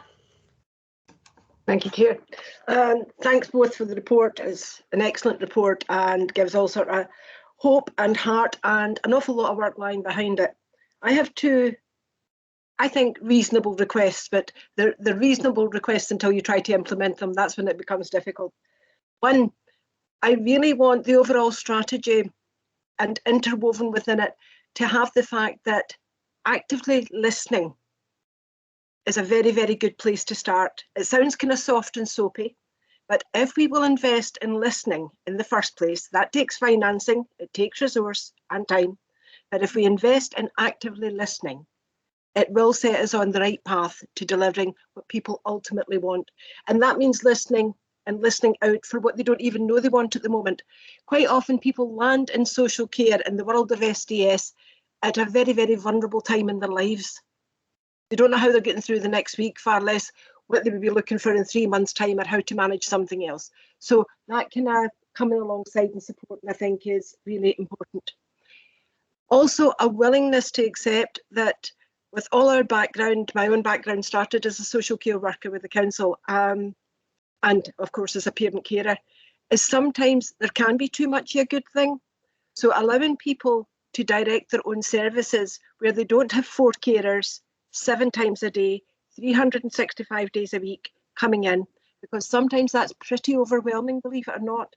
But there's a fear that if people step back and say, you know, we'd like a weekend off a month, we really don't want somebody, even if it's only time to have a row themselves, because 4 carers coming in, it gets in the way of things, yeah.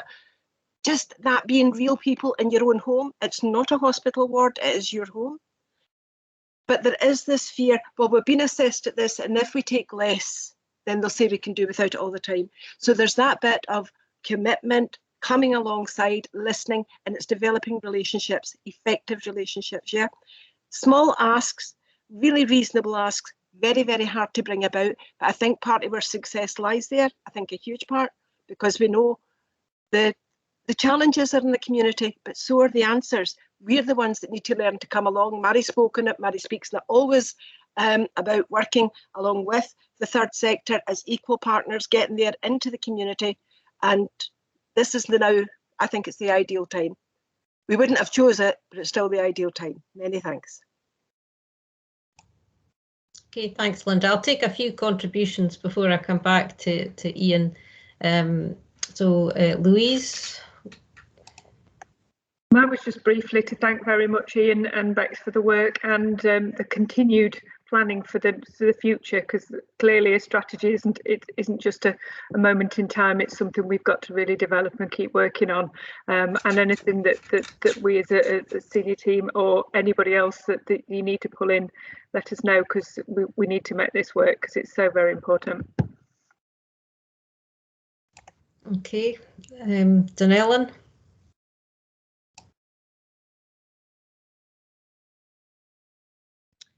Thanks very much, Anne, and yeah, thanks very much to Ian and Bex for that presentation. A huge amount of work has gone into this, and we've been working with partners both locally and nationally, and it's been a really interesting experience, and I think very fruitful to have such a wide partnership in terms of trying to shape this. I totally agree with Linda. I think in terms of going forward, the importance of listening and being able to adopt relationship-based practice. So, you know, since the Community Care Act, we've lost some of that, you know, and we got very used to within services, assessing for services. And I think it's absolutely crucial that we get back to that, getting alongside. That takes time. Relationship-based practice takes time, but it's absolutely where you get the understanding, the commonality, and the best solutions for the person at the centre, and their carers. So I'm really excited about the opportunity to continue to work collaboratively as we move to what will be a really important implementation phase. But it's crucial in the light of, you know, earlier discussion at this committee, that we do it in a way that takes people with us, and that it's informed by people with experience, users of services and carers, and also our staff. This is important cultural shift and change that will take time. So we need appropriate governance, but the governance actually might be slightly different from what would be traditional governance for our, you know, statutory services. I think the collaboration is absolutely crucial in terms of going forward. So it's just to acknowledge that. Okay, I couldn't agree more. Dunellen, I'd like to ask a question and then make a couple of comments. Well, I'll let the rest of you mull over whether there's anything else you want to explore. I was interested, I think it's on page 43, the report of the consultation refers to the fact that there were some people who didn't necessarily agree with the approach that was being proposed. And I just wondered if there was any commonality of themes that came out from folk who perhaps, you know, had a different point of view to the majority of folk responding to the consultation. Was there any sort of, you know, any obvious sort of common themes that came out from people who didn't necessarily agree with the direction? Bex? Thank you. Yeah, one of the things that there was a lot of debate around was some of the language that's used in the disabled people's movement, the ethos of the independent living movement, and how does that fit with the wider delivery of services for all people that require adult social care. So within the independent living movement, people very strongly identify as disabled people. However, there was some concern from some people that by calling everybody a disabled person, we were perhaps negatively labelling people, and they may be it may be an identity that not everybody would accept or see themselves as fitting. So there's something really important about that around the language that we use to talk about the people, all of us, and to talk about the people that we're supporting, that's inclusive and welcoming. And I think that was probably the nub of what we came to in the end, was there's not one set of terms that everybody accepts, except that we're all people, and maybe that's what we need to get back to, because this is about all of us. All of us are going to require or will be in contact with somebody close to us who will require social care. This is about everybody. So how do we make that something that belongs to all of us and that we can all identify with? Okay, thanks, Thanks, Bex. Ian, did you want to come back on that as well? Yeah, this is from memory, but I think that there was a couple of notes around about rights. So I think that we did try to reflect rights in the initial document. I think that we make reference to it, but I think some of the people who said you haven't got the priorities right referenced the strength or articulating the strength of a rights-based approach to this. So that was, I think, one of the themes. At least I've got my spreadsheet I could dig back into, Anne, but from memory, that was one of the ones that people, I think a few recipients had, a few people who had returned surveys had mentioned that. Okay, thanks very much. Michael Simpson? Yep, thanks. I'm always a bit concerned when I read a report and community comes up in it, and on the first page it says community-led. So I'm interested to know what you mean by community-led. And on the same page of 43, it talks about independent sector partners with community leaders. And I get concerned because I find agencies and organisations talk about community, but never explain what they think community is, as if it's some sort of amorphous blob with a lot of elasticity to it, which case it isn't. And I still think we have, though I am not on community engagement group now, I still think we have a really fundamental misunderstanding what community is. It's a sort of take-all community. It's out there. And it's out there, and at the moment it's very exhausted. And if you go on to the Resilience Committee reports and that sort of thing, it's even getting to the stage where the community are now too tired to apply for money, and there's lots of money out there at the moment. So I'd be grateful if you could explain what you meant by community-led and what you think community is. Oh, do you want me to have a go, Anne? Well, I think perhaps you could explain. Well, I think you could explain what community-led, what we mean by community-led services, perhaps, Ian. I think we'll be here a long time to explain what we mean by community. But I have a proposal that might answer Michael's question. So if you could deal with the what do we mean by community-led services, and then maybe I'll come in and tell you what that is. Okay, well, I mean, I understand Michael's point, and I share some of his concerns. There's a danger that we talk around about community-led support, and it is a little bit jargonistic, but really it's trying to see whether, instead of putting in formal supports, whether there are available supports within the community. And there are a number of different ones in third sector, charitable basis that people can tap into. So, for instance, there are sometimes, people looking for help for this, that, and the other. They may be able to have a new start. There might already be services, or there might be helping and support that's around that people can tap into in their community. It might just be using any variety of low-level helps that would prevent us putting a statutory service in the first instance. I get the point that communities are under strain, but I suppose communities also show that they were pretty resilient over COVID and actually came together to provide support to a number of vulnerable members. But I recognise that community isn't a panacea. I think that we would need to be keen and clear that sometimes communities need support, and the infrastructure and the fabric of communities needs some support as well. And I think that would be part of the agenda of self-directed support. So I'm not sure if that's a reasonable description, but usually when we use that term, Michael, community-led support, we're really trying to talk around about the lowest level support that's available. And a lot of that's about intelligence, because sometimes, in fairness, because of that kind of brokerage model, what we do is we say, oh, well, what I can give you is care at home, or what I can give you is a place in a daycare. But actually, people don't know that there are other supports that are available that the person might benefit from, and it's a lack of intelligence and a lack of networking that means that people don't sometimes get the access to those things that are actually available within communities. Okay, thank you. Okay, so we're very short of time, so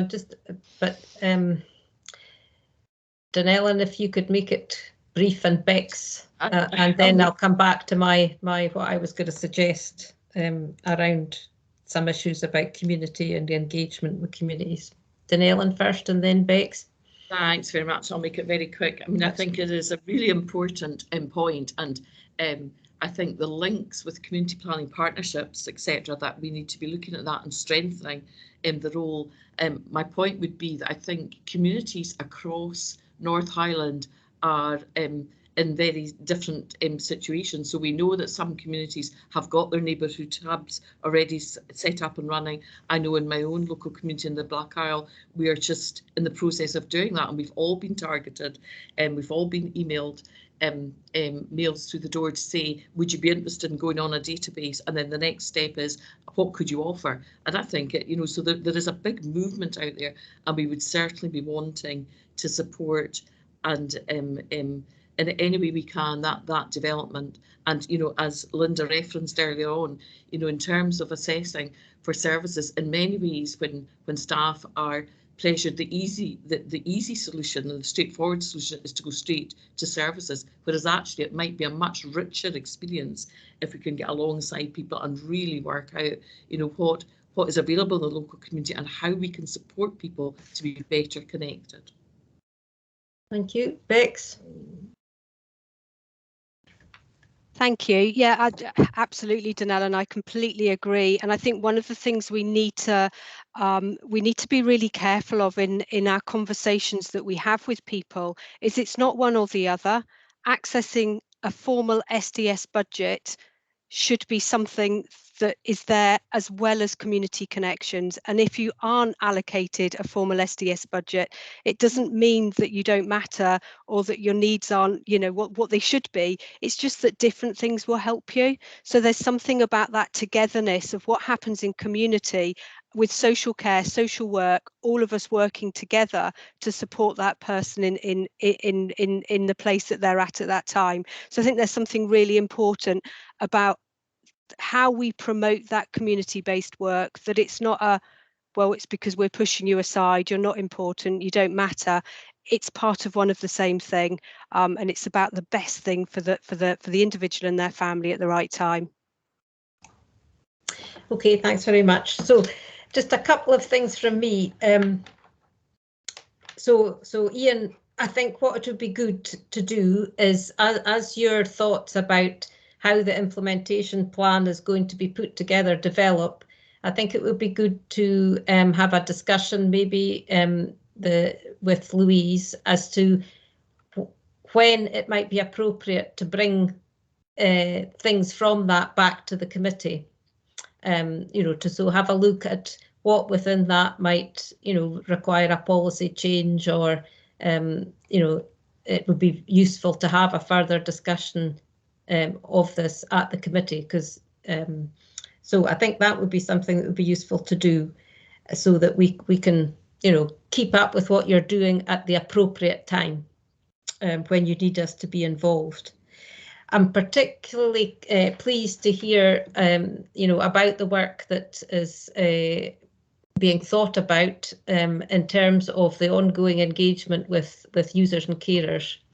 But what I would like to do is suggest to Louise, don't have to have a response just now, Louise, that perhaps that needs to, sorry, I don't know why something keeps popping up on my screen.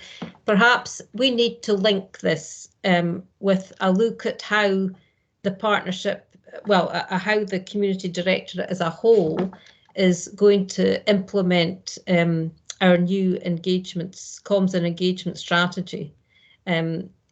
Because there will be other aspects of community services that, aside from SDS, that we would want to have greater engagement with users and carers around. So I just wondered if possibly a future paper looking at engagement and the mechanisms for greater involvement of users and carers across the Directorate might be a useful way to explore some of that further. And just finally, to round off, whilst Ian, to a certain extent, I agree with the statement at 2.4 about finances, I think that it's not, implementing this strategy in the sort of spirit that we've been talking about today is bound to have implications for our current resource envelope, for issues about capacity of the social workforce, for investment in community supports.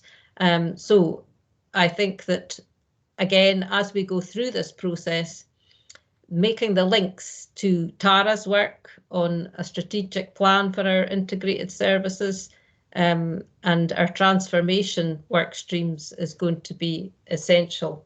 So whilst I, technically I agree with your statement on finances, I think there's probably a lot to explore there in terms of not necessarily additional finance, but using resources differently that it would be good to discuss further and more than we've got time for today. But overall, grateful thanks to the team involved in all of this work. Really pleased to see it coming forward.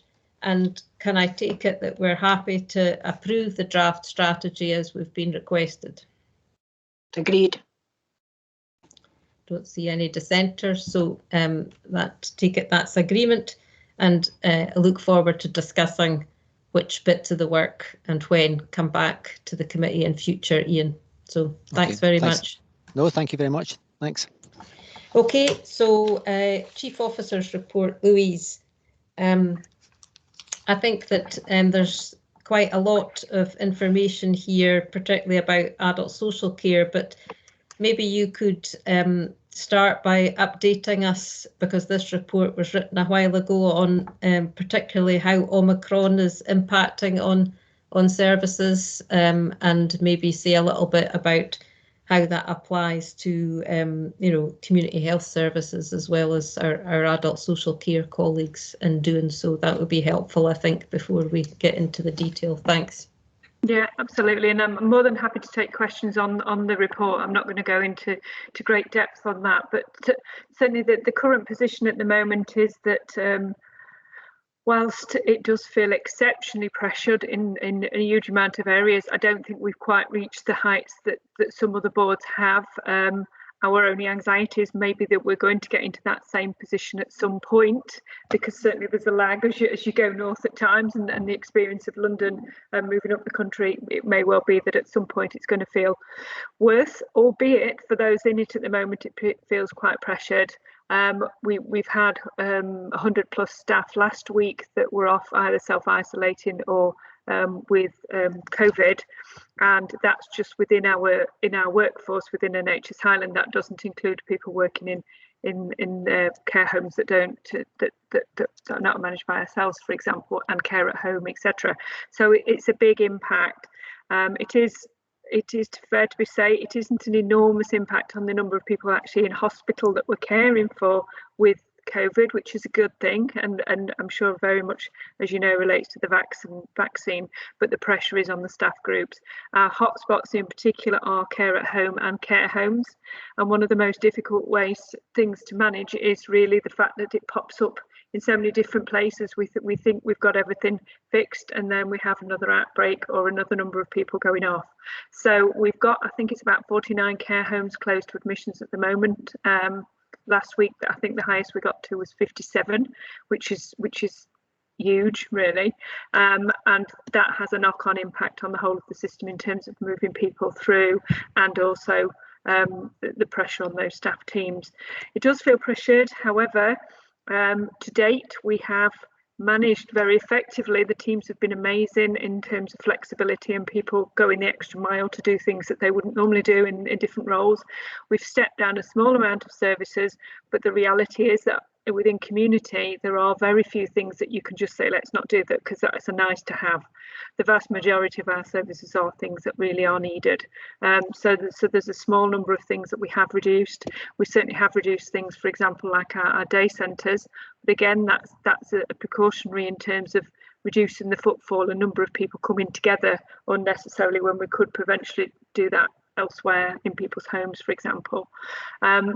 We have the good news is that the number of people with COVID in our staff group has reduced over the last 3 days. But again, as I say, there's a big health warning with that as to where that. We've got daily Omicron meetings. There's a resource centre been set up which is trying to meet the needs. So if we've got an ask that ask will go to the resource centre, and part of the conversation today has been how we link that in with the wider system, so having people from Highland Council within that resource centre daily meeting too.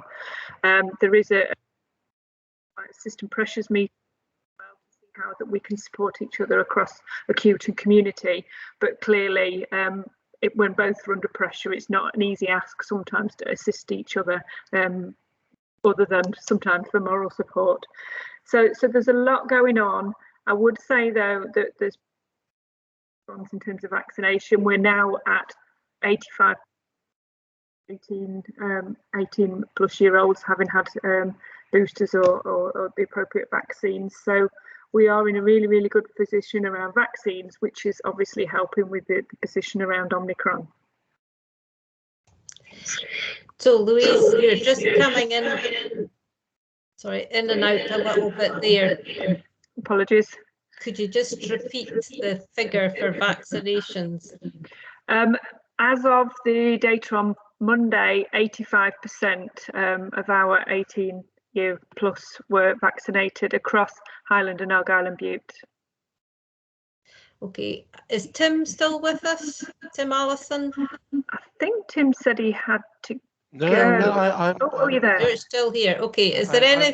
I'm very much still. No, I had to nip out, I'm afraid, but no, I'm still here.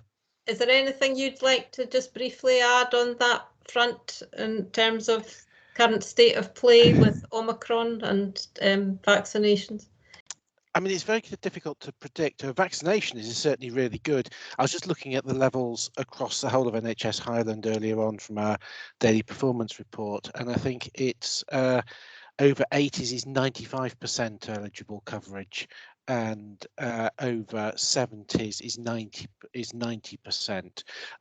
So we've got huge coverage, which is really good and is adding to the protection that we've been given. When it comes to social care staffing, that's a real challenge. Care at home staffing, those are the main things. To an extent, healthcare staff as well. But I think the real pressures are coming on social care staff. There are some signs of some improvement in the picture, but I think we got to realise that the levels of COVID infection are really huge and unprecedented at the moment, even if they're a bit lower than other parts of the country. There's been a little bit of a lag, a dip rather, in cases over the last few days, but the levels are still really high. Just to give a different type of indicator, not on numbers but on percentage of positives. We look at the number of tests and the proportion of tests that are positive as an indicator of how much COVID there is in the community. The World Health Organization set a level of 5% positivity as something that we'd get concerned about spread in the community. The level in our community at the moment is 25%. So that does suggest that there's a lot of COVID still in the community, and there's a lot that we don't know about. So I think it's difficult to predict what will happen, but I'd still think that we'll come under very considerable staffing pressure over probably the next 2 to 3 weeks. It may well ease off a little bit after then, but it's still very highly pressured. There is also the possibility of more serious infection coming in as COVID potentially gets to people who are older and more vulnerable, although we haven't seen too much of that yet. So it is hard to be definite, but I think it's still a bit of a mixed picture. Okay, thanks very much, Tim. So any questions on Louise's report?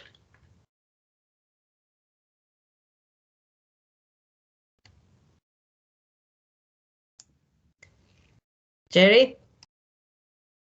Thank you, Anne. It's not so much a question as maybe being greedy. It's a request for a further report to committee. I was very interested in the action plan arising out of the Mental Welfare Commission discharge in decision making, and it made me think about all the aspects of adults with incapacity, and just with the work that's ongoing in relation to this specific piece at the moment, whether it would be worthwhile the committee receiving a report to a future committee meeting on where do we believe we sit in all the aspects of adults with incapacity, whether that's community, discharge to care homes, hospital discharges, hospital admissions, and that ongoing assessment piece. Okay, Louise, what do you think? We're I think probably thinking about having the April meeting as a focus on adult social care issues. What would you think? Or Simon, got any views about whether that would be appropriate to have a more in-depth look that would incorporate an update on the Mental Welfare Commission work? Simon? Yeah, so if it's okay, I'll come in. I think April would be reasonable. We've got a couple of fairly major issues at the moment, some staff absence issues, and we've also got some obviously some significant pressures at the moment to be able to start bringing out a comprehensive report like that at the moment. But I do think the work that we've done, it's important that we do report that to committee. So April would seem a reasonable time to try and do that. Okay, thanks very much. Anybody else got anything they wanted to? I wonder if I could ask a question in the meantime then. So clearly we are, the services are under a huge amount of pressure, and I think it's important that the committee, has a clear sight on what the impact of that is on our clients and on our service users and carers. So I just wanted to be clear, on page 71, there's reference to letters of support that we've been sending out about the system pressures. And I just wondered if, you could clarify the extent to which we're actually having to reduce people's hours or ask families to cover slots because of the pressures that we're under. I wasn't too clear whether in terms of package timing we were talking about, just changing times, or whether we're actually talking about having to reduce the hours of support that people are receiving. I think it's quite varied. The majority of what was in the report was about changes rather than any major reductions. However, there are somewhere where there's been slight reduction. The current situation, however, have moved on somewhat from that, where it is very, very difficult, and we have had to have conversations with family members, with other support networks to say, can you assist, because we genuinely just do not have availability to provide for visits a day, for example. So, but what we have done is we've been very clear with the districts, you need to be absolutely identifying those most vulnerable people, particularly those that don't have anybody willing and able to assist, and having a clear understanding that nobody's falling through the net. We might be able to having to have difficult conversations and having families under more pressure than we'd like, but equally we don't want to leave anybody completely out with. And certainly we have had, for example, a couple of learning disability packages that were very intense packages that have been hugely impacted by COVID, and families have stepped in. But equally, as soon as we could, we've picked those back up, even be with different contingency plans in. We've had amazing support from teams like AHPs that normally work Monday to Friday 9 to 5, working over the bank holidays, doing nights, etc. to assist. But yeah, there are gaps, no doubt about it. But I think the only assurance I can give is the teams are really understanding of where those gaps and what we can do to assist. Okay, thanks very much, Louise. Simon, did you want to come in on that? Yeah, it's just to reinforce, I suppose, what Louise is saying. I've been frankly amazed by the efforts that people have made to keep services going. We're talking about, service managers donning protective gear to go out and provide services, etc. It's been more than just all hands to the pump. I think everyone is doing absolutely everything they can to keep services as close to normal as they possibly can, but these aren't normal times. And where we are in a situation where we're having to make changes, then it's done very much on an individual risk assessed basis. But but we have to work on the basis that we do the best with what we've got to make sure we provide the best to the maximum number of people. And I've never seen a time where we have been as pressured as we are at the present time. But by the same token, I don't think I've ever seen a time when the efforts that people have made to keep things going, particularly over the festive period, has been quite remarkable. So the committee can be assured people are doing absolutely everything that they possibly can. What I can't give the committee assurance on is that it's going to get a lot better in the immediate, because it doesn't feel like it at the moment. And I do think that the committee needs to be mindful that this is happening on top of effectively 2 years. So the services that are going the extra mile now have been going the extra mile for a very long time. And there does come a point where you do run out of road. So to quote somebody. So I think we just need to bear in mind that's a pretty serious burden that we're placing on people again. And when I say it's not just about the staff, it's also about the families who've been on this long road with us. So there's a real sense that with families and carers, we're all in this a bit together, and everyone's getting pretty tired. And I'd be doing a disservice if I didn't say that. Okay, thanks very much, Simon. I think, I mean, just on that point, in terms, because the other side of the coin, as you rightly point out, in terms of impact on families, is the impact on our staff. We often hear a lot about additional support that's been put in place for health staff. I take it that where we have put in additional employee support, that's also available to our social care staff. But I recognise that a lot of them are not working for us. So I just wonder, how do we look at that in our meetings with providers in terms of the support, whether any of those well-being supports are accessible by our social care and dependent sector providers, or is there more that we could do on that front? Or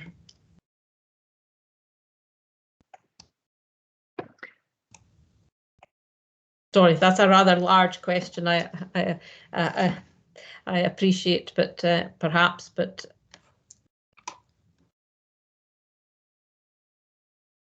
Do you want me to answer it, Anna? I've got my mic up. Sorry, you've got your hand up. I wasn't sure if that was a legacy hand or if you were responding to that. Well, that's a fresh, shiny new hand for you. Okay, right. In an attempt to answer it, we spend a lot of time speaking to both the independent and the residential care providers, asking what we can do more to support them, to support their staff.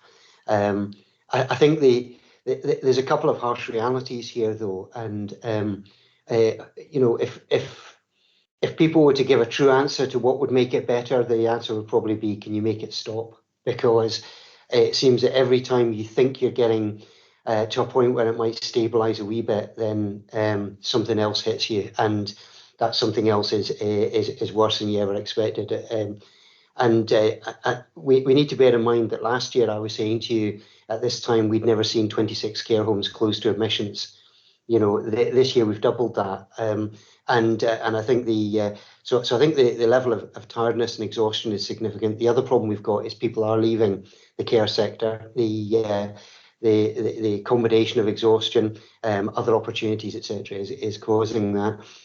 So many of the ideas that come out about staff welfare and supporting staff don't necessarily fit with some of the drivers that are here, and that's about people being really tired after 2 years and seeing that there are other options. Just to give an example, one care provider of care at home was telling me that in a 50-week period they'd lost 150 members of staff. So three members of staff per week leaving a care provider, and that was net. That's massive, and that's the kind of thing that's making the difference. And so there's a lot of work we need to do to rebuild our care services as we come out of this, and that's going to be a range of things. So it's a bit of a clumsy answer, I'm sorry, Anne, but that's the best I can give you at the moment.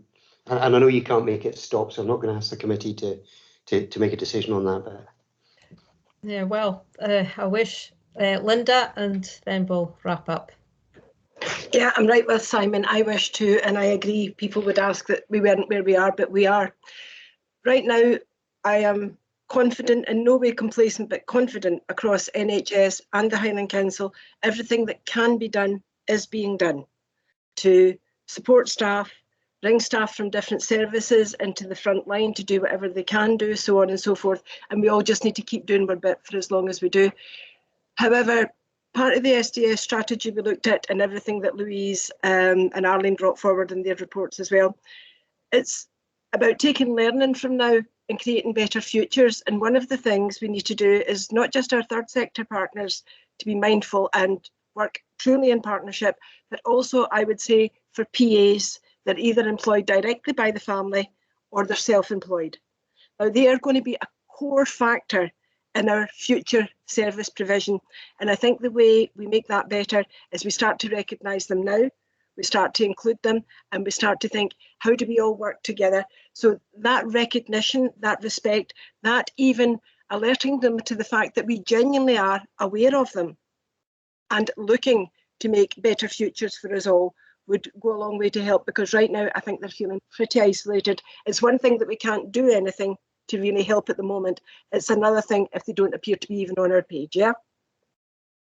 Thanks. Okay, Linda, thanks for that. And, you know, I agree entirely that that's an important consideration in terms of that SDS work going forward, and probably, you know, an area where there's some quite different views, because I know that, you know, some users, some PAs have some concerns about being brought into the body of the kirk, so to speak, and perhaps losing some flexibility and you know, opportunity to think outside the box by being brought in much more into our systems and processes and support. So it's absolutely a key issue for that work going forward. Okay, so in that case then, are you happy that we've considered the report? I don't think we've recognised the significance of the situation and for both our staff and well, everybody involved in providing services and also the families receiving them. But is there anything that we've identified a couple of extra papers that we want to bring forward to the committee? So are we content to agree that we've appropriately considered the report, and that Michael? Yeah, I just wondered, Anne, if there's some way we can actually put in our acknowledgement and support of the staff going through this at the moment. If we could find some way of doing that, I think would be, you know. Well, I'm sure that, obviously we've acknowledged that in the committee a number of times, Michael. So if there is anything that Louise feels that we can do to feed back to staff, perhaps in our weekly update, something along those lines, I don't know. So Louise, and then I see Mike Winter's also got his hand up. Yeah, so absolutely. Sorry, I was going to say Mike first and then Louise, and then that'll round off this item. Mike. Thank you. It's just a brief contribution. As part of my introductory meetings, I met with Janet Davidson from the spiritual care team, and it really just relevant to this topic that, in fact, she was highlighting how she and her colleagues have obviously been providing an additional level of support both within and, more importantly, connection out to the community. And for me, it echoed what we were talking about earlier about mental health, that this is recognising that people, both come to work and live at home. And certainly, where they're feeling isolated, they sometimes require that additional support. And whilst church is not what this is about, it's all faiths and none, there is actually that opportunity of connection. And I suppose, again, given that Janet's in an interim role, like many of the leaders in Highland at the moment, it perhaps an opportunity to think again what we actually choose to build as a resource.